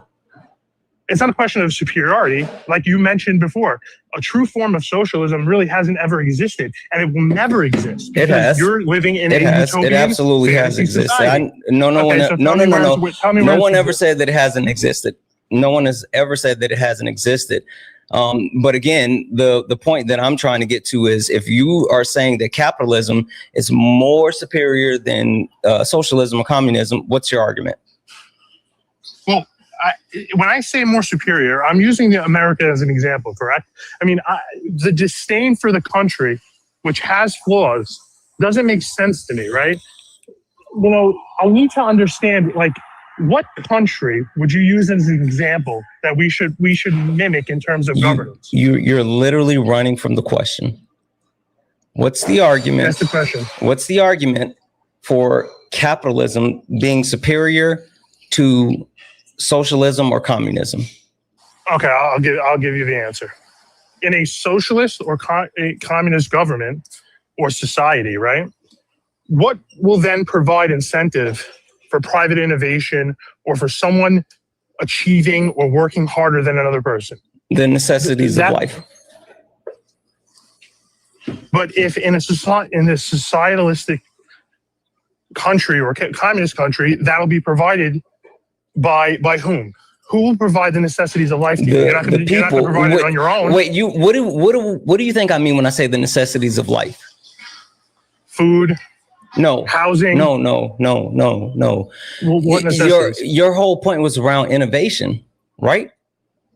Well, I'm talking about, I mean, how do you make money personally, right? Just no, like me, for example. I need you to work lock on in. I need you to right? lock in. Your whole point Well, I'm was asking a around question. innovation, right? You said in a communist or socialist society, who would actually engage in innovation if everything's just provided? That's what you said, right?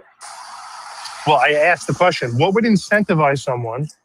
The necessities in a society of life. like So I said the necessities of life is food, housing. No, when What I are say you the defining as necessities of, necessity that's of why I life? said, do you understand what that means? Meaning So maybe that I if don't. there is a need for an invention, if there's a need for something, then the thing will be addressed instead of the thing being created. Whom?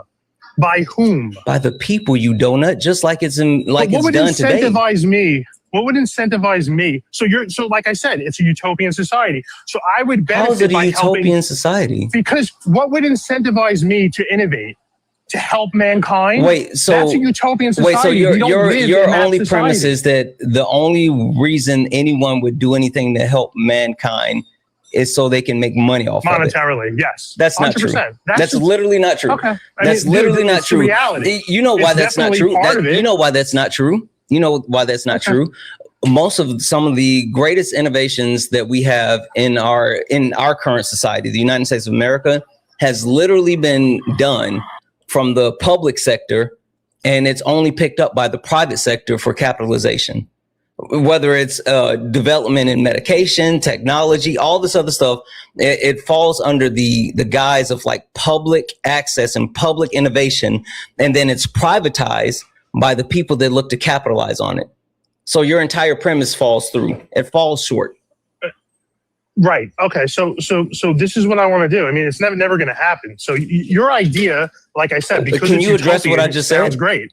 Yeah. Can you address what I just said? No, you're not. Have some patience. Yes, I am. No, address directly what I said. You said that the only way innovation would occur is if someone had selfish.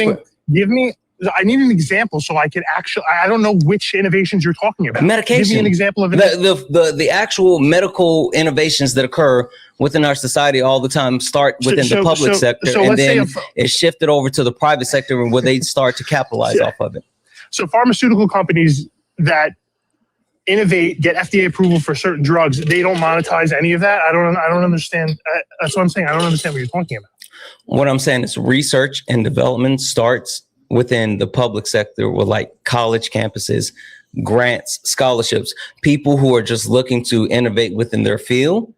And then when they get to a point of being able to innovate certain like medical equipment or pharmaceuticals or whatever, then the government gives grants to private entities to continue development where they can then capitalize on it. That's what I'm saying. So the actual innovation comes from the public sector based off of people who are looking to advance society, but then the actual distribution comes from the private sector who's looking to engage in capitalism. Okay, so you know for a fact that these people are innovating things strictly because they want to advance society. That's you know that for a fact. I'm saying that the public incentive is for the betterment of society. I mean, Listen, for sitting here saying that I know what someone truly believes or whatever, I mean, I think that's a little bit hyperbolic, but the people that do these type of advancements say that they are looking to do it for the betterment of society. I can't say that. I can't say that I know for sure this is what they're about, but this is what they say. Right. I mean, maybe I'm wrong. Like I said, maybe I find it hard to believe. And listen, there are good people out there who are innovating for the good of society. I won't disagree with that. But the vast majority of people seek to monetize things. Therefore, in a society, I'm getting tongue-tied, I apologize. In a communist society or a pure socialist society, and there's no monetary incentive for people to do these things, I find it hard to believe that the same innovations people will be incentivized to come up with these innovations. Listen, if you, like I said, you have a different thought about the nature of people, and perhaps that's where we're a little bit different in terms of views, I'm all for it. If you tell me that people will still be incentivized without compensation to be innovative in a society like that, I'm all for it. But I just don't see it. Yeah. A question for you. Where was the first development of the cell phone? Where? As in like what country or? Mm-hmm. I don't know. 1957 under the USSR. Oh, really? Soviet Union. Yeah. I did not know that. Yeah. Hey, do you know who has a cure for cancer today? Russia? Nope. That's what they say. Oh. Nope. Who? Cuba? China? Really? Yeah. The premise that like innovation won't occur because like we specifically lung cancer. I didn't know it was specifically lung cancer. Holy shit. But the premise that innovation will only occur due to capitalism, like that's a false dichotomy. It's only that because people need the actual workforce to continue to believe in that. So we will continue to enrich millionaires and billionaires. Like think about this, and shout out to Ari, because Ari said this, and this is like stuck with me since she said this. You remember when during COVID, when everybody was like, they couldn't go anywhere and they couldn't do shit? Yeah. What happened to people during that time?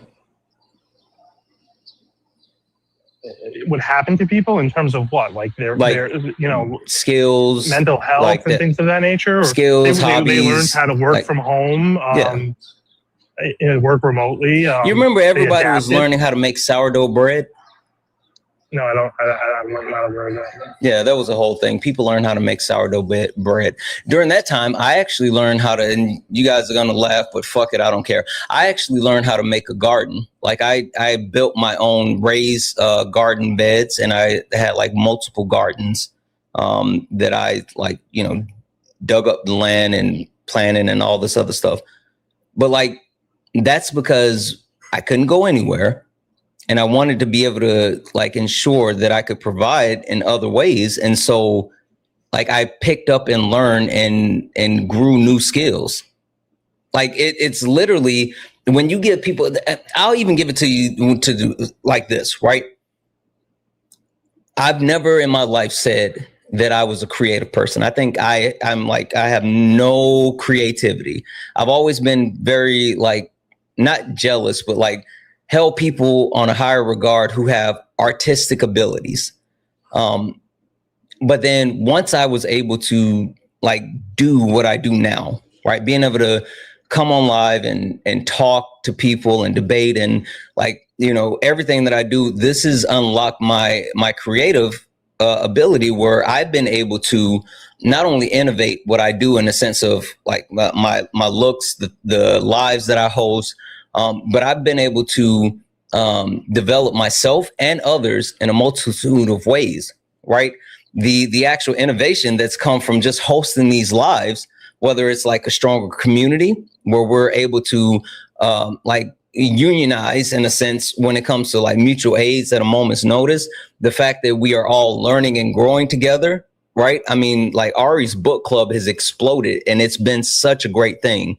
Hell, the fact that now our community is pushing together to help Solid make this movie, this documentary, like all of these things have come from like the people and us engaging in like each other as a community and not out of the necessity of capitalism. The fact that like the people that are here in this live that support me, give me the ability to do this day in and day out. And then through me, we connect and we do so many other things for so many other people. Like that's not about capitalism. That's literally about community. That's literally about communal living. Right. Yeah, but that exists in a capitalist society. So I'm not understanding what the point of that.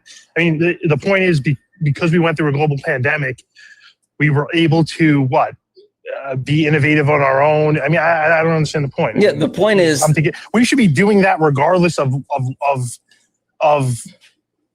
what form of government we're under. You know what I'm saying? The point is that we can do that without being within a capitalist society, and even more if you strip away the actual drive of capitalism, then you can actually have more innovation because you have more people getting to things that they would actually prefer to do and things that they enjoy doing and things that they're going to be passionate about versus them pushing a button because they need a paycheck.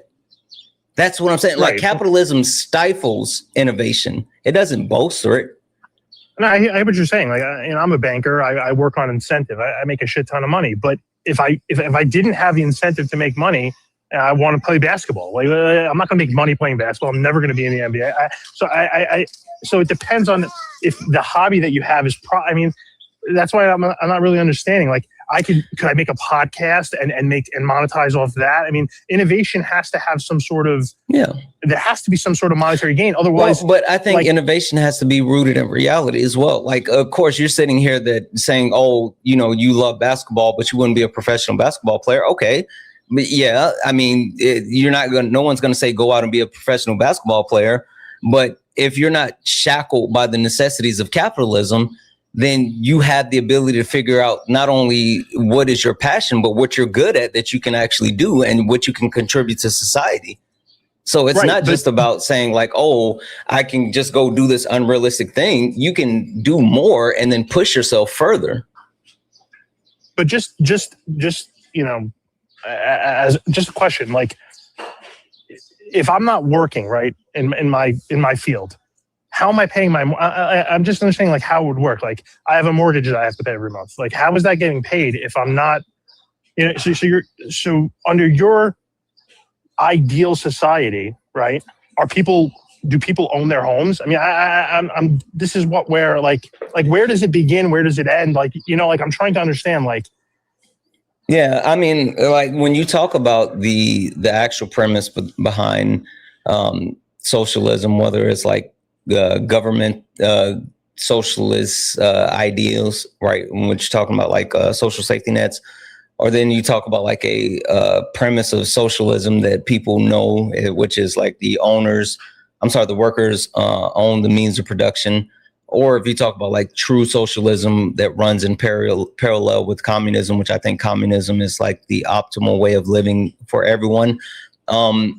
In like a socialist society or a communist society, like you still have access to things that's like yours, but there's certain barriers in place that stop people from being able to hoard resources. And there's also certain like floors put in place so everyone has the right to life. Everyone has the ability to live. There's a huge difference, like shout out to Ari, personal property versus personal property versus private property, right? And so you can still have personal property, but private property where you can use that for hoarding of resources, that's not something that exists. So you can still have nice things. You can still like enjoy your life.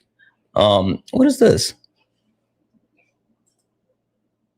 Oh, what was that? A fucking violation. What the fuck was the violation for? This account like gets violations all the fucking time. Reproduce content. They keep hitting this. I don't understand why this account keeps getting hit with that shit, but not the other account. 1 second, sorry. It's not me, right? I mean, No. It's this account specifically. They keep hitting this account with that flag. Every time I'm on this account, it like hits this account with that flag. But yeah, like the biggest thing that I'm trying to get across is people within a capitalistic society are not only suffering, but the capitalistic society doesn't work for the majority of people, right?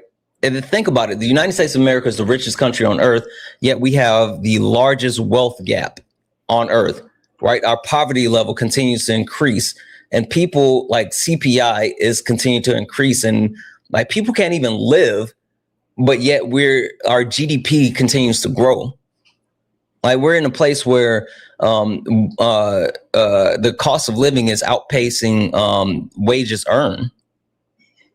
Like that's what's the point of being in the richest country on earth if people can't even afford to live? I agree. I mean, but by that same token, we cannot behave as if that's not happening globally in other forms. I mean, you understand what I'm saying? Like, for all its flaws, and maybe this sounds, I don't want to be, I don't even know if you could take this at face value, but I'd rather be poor in America than poor in a lot of other countries. I mean, I know that sounds ridiculous, but, Or how about we just don't be poor? Like think about listen. Think about that. It's a great thought. But that's the thing that I'm trying to get to though is like everyone. Do you have that? Is what I'm asking you. Where else do you have that? If you could point me to a country where there is no poor people, right, and everyone's living in harmony, then I can get on board. I just don't think it's realistic. That's all I'm arguing. Yeah, some of my communist friends I wanted are to be arguing China. I've seen some stuff about China, but I don't have the breadth and depth of knowledge of China. But we're gonna let Ari speak to you. Hey, Ari. No problem. Yeah, all I keep hearing is that you like imperialism and that you like rape. Can I say it on this account? Because you keep catching flags. Yeah, I'm gonna restart anyway and hop on the other one because it's always like reproduction here. I don't know what the fuck they're talking about. Okay. Yeah, all I keep hearing from you is that you like imperialism and you like rape. You're talking to me? Yeah, you. Okay. Yeah. I mean, if that's what you want to hear, I mean, if you want to be a child, okay, that's fine. I mean, I'm not being a child. I'm being serious. Listen, you could play that game with other people. You can't play it with me. So you can hurl whatever insults you want to hurl. It's not going to get to That's me. not an insult. It's a nonsensical statement. Hi. It's just nonsensical. Yeah. Right. I think the issue is just because you don't understand it doesn't mean it's nonsensical. I promise you, it's rooted in reality. Like you just have to understand. I know what point she's driving at, Santana. What point is she driving at, then? The white supremacy, the white man, the patriarchy. I know where she's driving at. Well, capitalism is one of the tools. Yeah. Capitalism is. Listen, I don't care for the fragility. I'm different from Santana. Hi, you are. Can you please stop Jersey, talking? You're Stop crashing it. out. Stop it. Please stop Jersey speaking will over never her. be The Brooklyn Hey, thing don't mean calm shit. down. Stop speaking over her. Sorry, Ari. Go ahead. No, you're good. To act like you from Brooklyn and Brooklyn men ain't fragile and they don't crash out all the fucking time. Like, what the fuck? Yeah. Hello, I'm from Jersey. I speak Northeast, right? I've experienced the shit. Y'all are fragile as fuck. Anyway, yeah. Listen, and so you should know, being from the Northeast, I keep it a buck. I keep it real. I'm going to just keep it straightforward with you. I don't sugarcoat it. Santana's walking you nicely down the pathway. Now I'm going to just shove it in your fucking face, right? Everything you said is pro-imperialism and pro-rape culture. That's all it is. And so for me, being from the Northeast, since you fucking know, since you're from Brooklyn, we don't like people to sugarcoat it. Right? So if you just like imperialism, then just say that. If you like rape culture, then just say that. That's it. And that's all I came up here to tell you. But you crashed out because you're fragile. Yeah, I didn't crash out. You're crashing out, actually. No, you're I'm still not muted. Right? Mute up, buddy, because I'm not done. If you weren't crashing out, you would stay quiet and wait for me to finish speaking. Have some decorum. Act like your mother raised you right. All right? Calm the fuck down. Anyway, because you cannot legislate or regulate rape out of capitalism. Capitalism is fundamentally built on racism. Literally. And so you cannot separate white supremacy from capitalism. And if you know that, then you're cool with it. Then just fucking say that and you have no desire to actually fucking address it. I don't care. This is not personal. I don't fucking know you. Okay?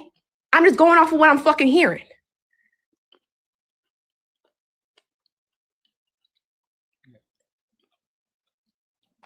Yeah, and this is partly why I guess I'm fragile, Santana, and I have the attitude in which I have because she doesn't, like she said, she doesn't know me from a hole in a wall.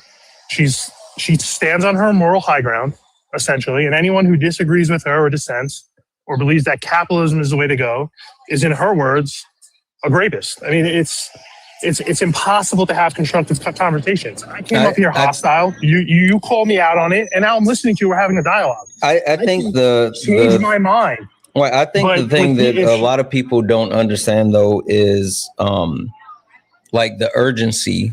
Like Ari speaks with urgency. Noah and Sean and like Solid, they speak with urgency. I try to, yeah. And maybe I got to stop doing the shit the way that I do because like everyone else, honestly, what it is, like there's nothing that Ari said that was wrong. And there's nothing that Ari is saying that I'm not saying. It's just I'm saying it differently because kid gloves, I guess. But like the fact of the matter is if you like the fuck part is if you know these things, then you know what she's saying is right. So like her calling you out on it shouldn't be personal. It shouldn't make you like upset or whatever. Like you should understand this because what she said is absolutely 100% correct. Also, I'm not here to change your fucking mind. You're a grown-ass fucking adult with as much access to the fucking internet as I do, right? Go read a fucking book. You can literally Google search this, and it looks like you already know, right? Because you brought up white supremacy, not me, right? You brought that up. You literally brought up the language of white supremacy, which means you already fucking know, right? You just don't fucking care. That's it. Right? So save all the time, save all the boo-hoo, right? I'm not here to educate you. I'm not, because what you're doing is you're crying and you're not debunking it, right? Debunk it. Why wouldn't you be pro-rape if you're a pro-capitalist? That's up to you to make that argument. Because like I said, you cannot legislate rape culture out of capitalism. But instead of actually addressing that and how you can, you've been crying. Stop with the whining, do the fucking pull-up. Yeah. Listen, I'm not going to argue or try to debunk something which I think is a joke to begin with. I think you have no idea what you're talking about, truthfully. And honestly, and you want to talk about being better than someone? I'm good. I was gonna say, gonna address the gender wage gap. No, I'm good. I don't want to do that. All right. Plus, I'm gonna do a reset because the appeal just came back for this account and it said nope. So, but we got the main account and guest access back on the main account. That's why it's down here. So, let me shout out these people. Ari, you got anything for the people real quick? Book club, War Against All Puerto Ricans, Why U.S. Imperialism Fucking Sucks. And we're going to read other books too about U.S. imperialism. We already read on the capitalism and rape culture with Why Women Have Better Sex Under Socialism, but we will be reading more on U.S. imperialism, especially in Africa, and European imperialism. So, stay tuned for book club 21 plus. No Nazis. Wait. Are you referring to? Hold on, let me get here.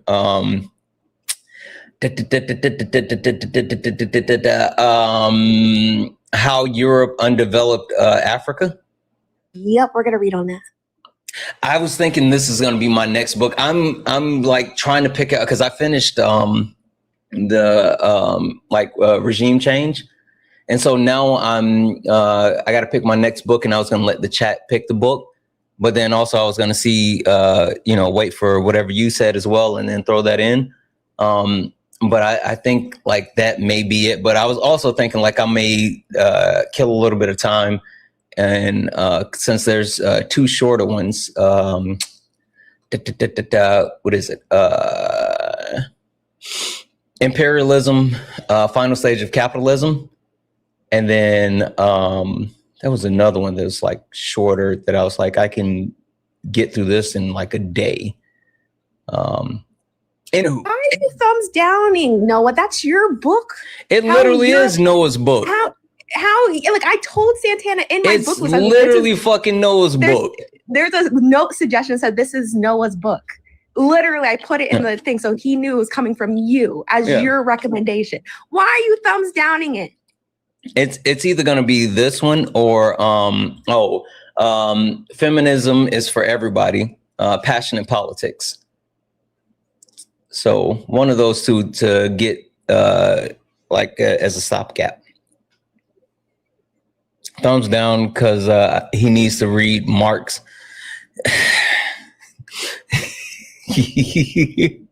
I think like overall we need to read on all areas, and I think it's important to read on imperialism. So whatever, like there is no time frame when you read what book when. Just read. I don't really fucking care. So that's where me and Noah differentiate. He's gonna rush you to read this book. I'm gonna tell you read what you can when you can on the topics we need to unpack, and all of it needs to be unpacked. So if you want to read under that, then read that because we need to read on white supremacy in the global south. Period. Yeah, and I got a rhyme and rhythm to what I read and how I read it as well. So, what up, Petty? Hello. I wanted to come up. I'm not allowed to say thank you because Kay said she would block me. Yeah. I just wanted to extend my gratitude for helping my sister. I'm not going to get emotional. I already did that today. For shiggity. Do what? I said for shiggity. Oh, I wanted to because I fell asleep last night before y'all did what you did.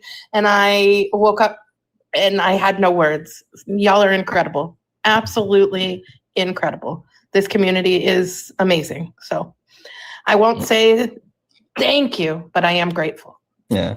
Well, like I said in the Discord this morning, I mean, like you don't have to thank community for being community. Like that's what we're supposed to do for each other.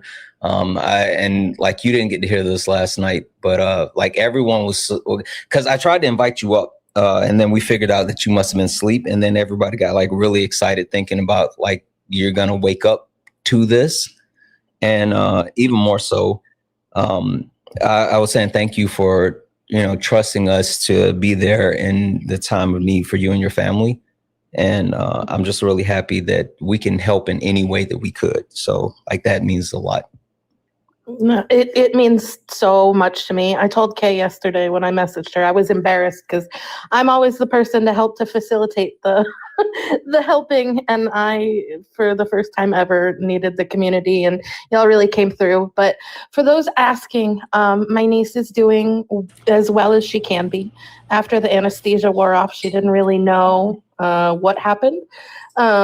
Just knew that she was hurting, and it's going to be a long road to recovery, but she's got a pretty good support system. So yeah, thank you all. Just awesome. Yeah. Thank you, community. W community. Y'all really you reinvigorated my faith in the community for sure. So that makes me happy. Yeah, but all right. Restart. Bye. Wait, before you go, because I got some thank yous, but this just came in. Debbie's in the chat for Chelsea. Chelsea sent a $50 donation. And Chelsea said, please give half to Ari. Chelsea, I got you. Debbie's in the chat for Chelsea. Thank you so much for the 50. And I will be sending half over to Ari. All right, Ari, you were saying book club. Book club, yes. So yes, we read on all the isms and phobias, white supremacy, capitalism, imperialism, fat phobia, like all those book suggestions are in the book club. On top of all of Santana's books lists are in the book club, are in the Discord too. So if you're wondering all the books and who suggested them, because I'll tell you who suggested them. Like there are Sean's suggestions in there. There are Noah's suggestions in there.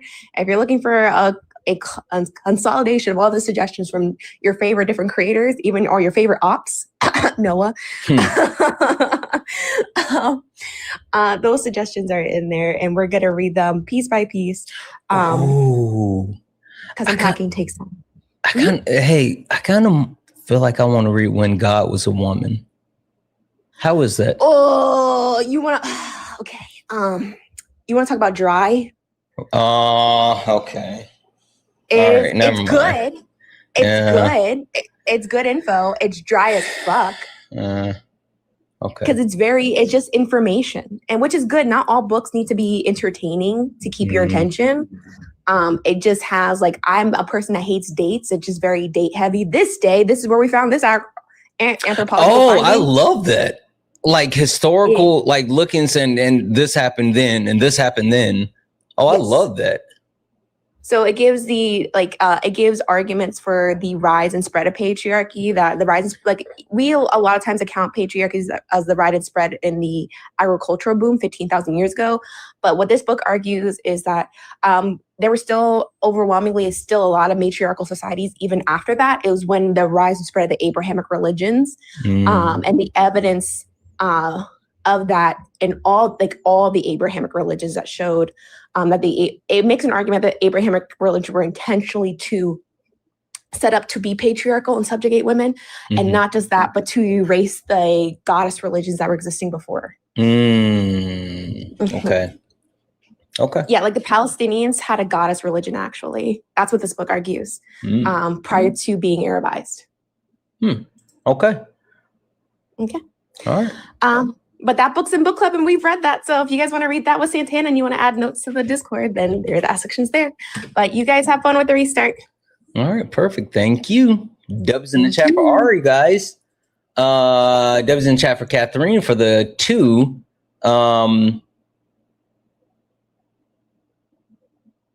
Yeah, exactly. Like Catherine, that whole premise, it was just bullshit. It was just bullshit. But like, I appreciate it, and we understand how that works. W's in chat for Sonya for the 5. Sonya, I don't think, and I know you're not, and also I'm not exactly sure what happened, but I'll check on that. But Sonya, thank you so much for the 5.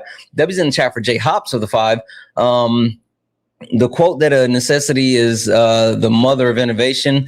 I didn't read. Wait, the quote is necessity is the mother of innovation. I didn't read the whole word capitalism, or I didn't read the word capitalism anywhere because it's not. It's not. Debbie's in chat for Zach for the $5 donation. Had a great chat with you. And did you play your song from Immortal Technique? I don't know. Play a song from Immortal Technique. I don't know what that is. Music is power. Can I beg you to listen to Revolution song called Lies from Small Group Tri-Border? Yeah, I'll look that up. Yeah, W's in the chat for Zach. Thank you for the 5. I'll look that up for sure. W's in the chat for Andrew for the $5 donation. Been looking for work shirts and came across some polos with a hanging K member. Holy shit. With a rope on it, it would be holy fuck. Yeah, I wouldn't wear that. Fuck no. No. No. Don't put that on. Holy fuck. Absolutely not. Oh, wait, hold on. I read that wrong. Hold on. Polos with a hanging, KKK member from a rope. I mean, you know, it's your call. I see what you're saying now. It's your call. Like, I don't know. I wouldn't, yeah, sure call. Everybody point and laugh at Solid for being an old man and being asleep last night. Everybody point and laugh at Solid because he is an old man that was asleep. Deb's in the chat for Dalton for the $4.99 super chat to say, hey Santana, appreciate you, and we'll be adding your videos to my work queue. Also, that Southern pastor at the end of Dean's last stream was wild. Yeah, but you know, didn't surprise me. Deb's in the chat for Eugene for the $4.99 super chat to say, Santana, I'm moving in with my girlfriend in 2 weeks. It's our first apartment together. And I've got a new job for an interview. So hey, good luck. Holy shit. And you making big moves. Congratulations and good luck. That's awesome. That's awesome. Deb's in the chat for Sid for the $2 super chat to say, so using socialist ideas to combat capitalism. Right. Deb's in the chat for JP for the $2 super chat to say, Jonas Sykes says hi. Exactly. Salks says hi. Exactly. And Debbie's in the chat for Jay for the $2. Damn, did I miss Ari breaking the toy? No, I just kicked him. Bro. I'm like, I'm not gonna do that. I didn't feel like doing that. Over on Twitch, Debbie's in the chat for Atlanta. Lana sent 1,000 cheers. Said, I have to say, I'm not displeased about how much of the song I'm getting. Yeah, we replayed it a couple of times. Deb's in the chat for One Mighty Pen for the one cheered bit. Just said, tell Ari Twitch loves her. Absolutely. Okay, guys. So this is what we're gonna do, right? Because like it's been a whole thing this morning. It's been wonky. It's been goofy. What I'm gonna do is I'm just going to end the entire stream. And we're going to be back in 10 minutes. All right. We're just going to end the entire stream across all platforms. And then we're going to be back in 10 minutes, but we're going to be back on the main page. Okay. We are going to end the entire stream, but we're going to be back on the main page in 10 minutes. So as a matter of fact, go ahead and get this set here. So you guys come back in 10 minutes on the main. Okay. 10 minutes on the main. 10 minutes on the main. Okay?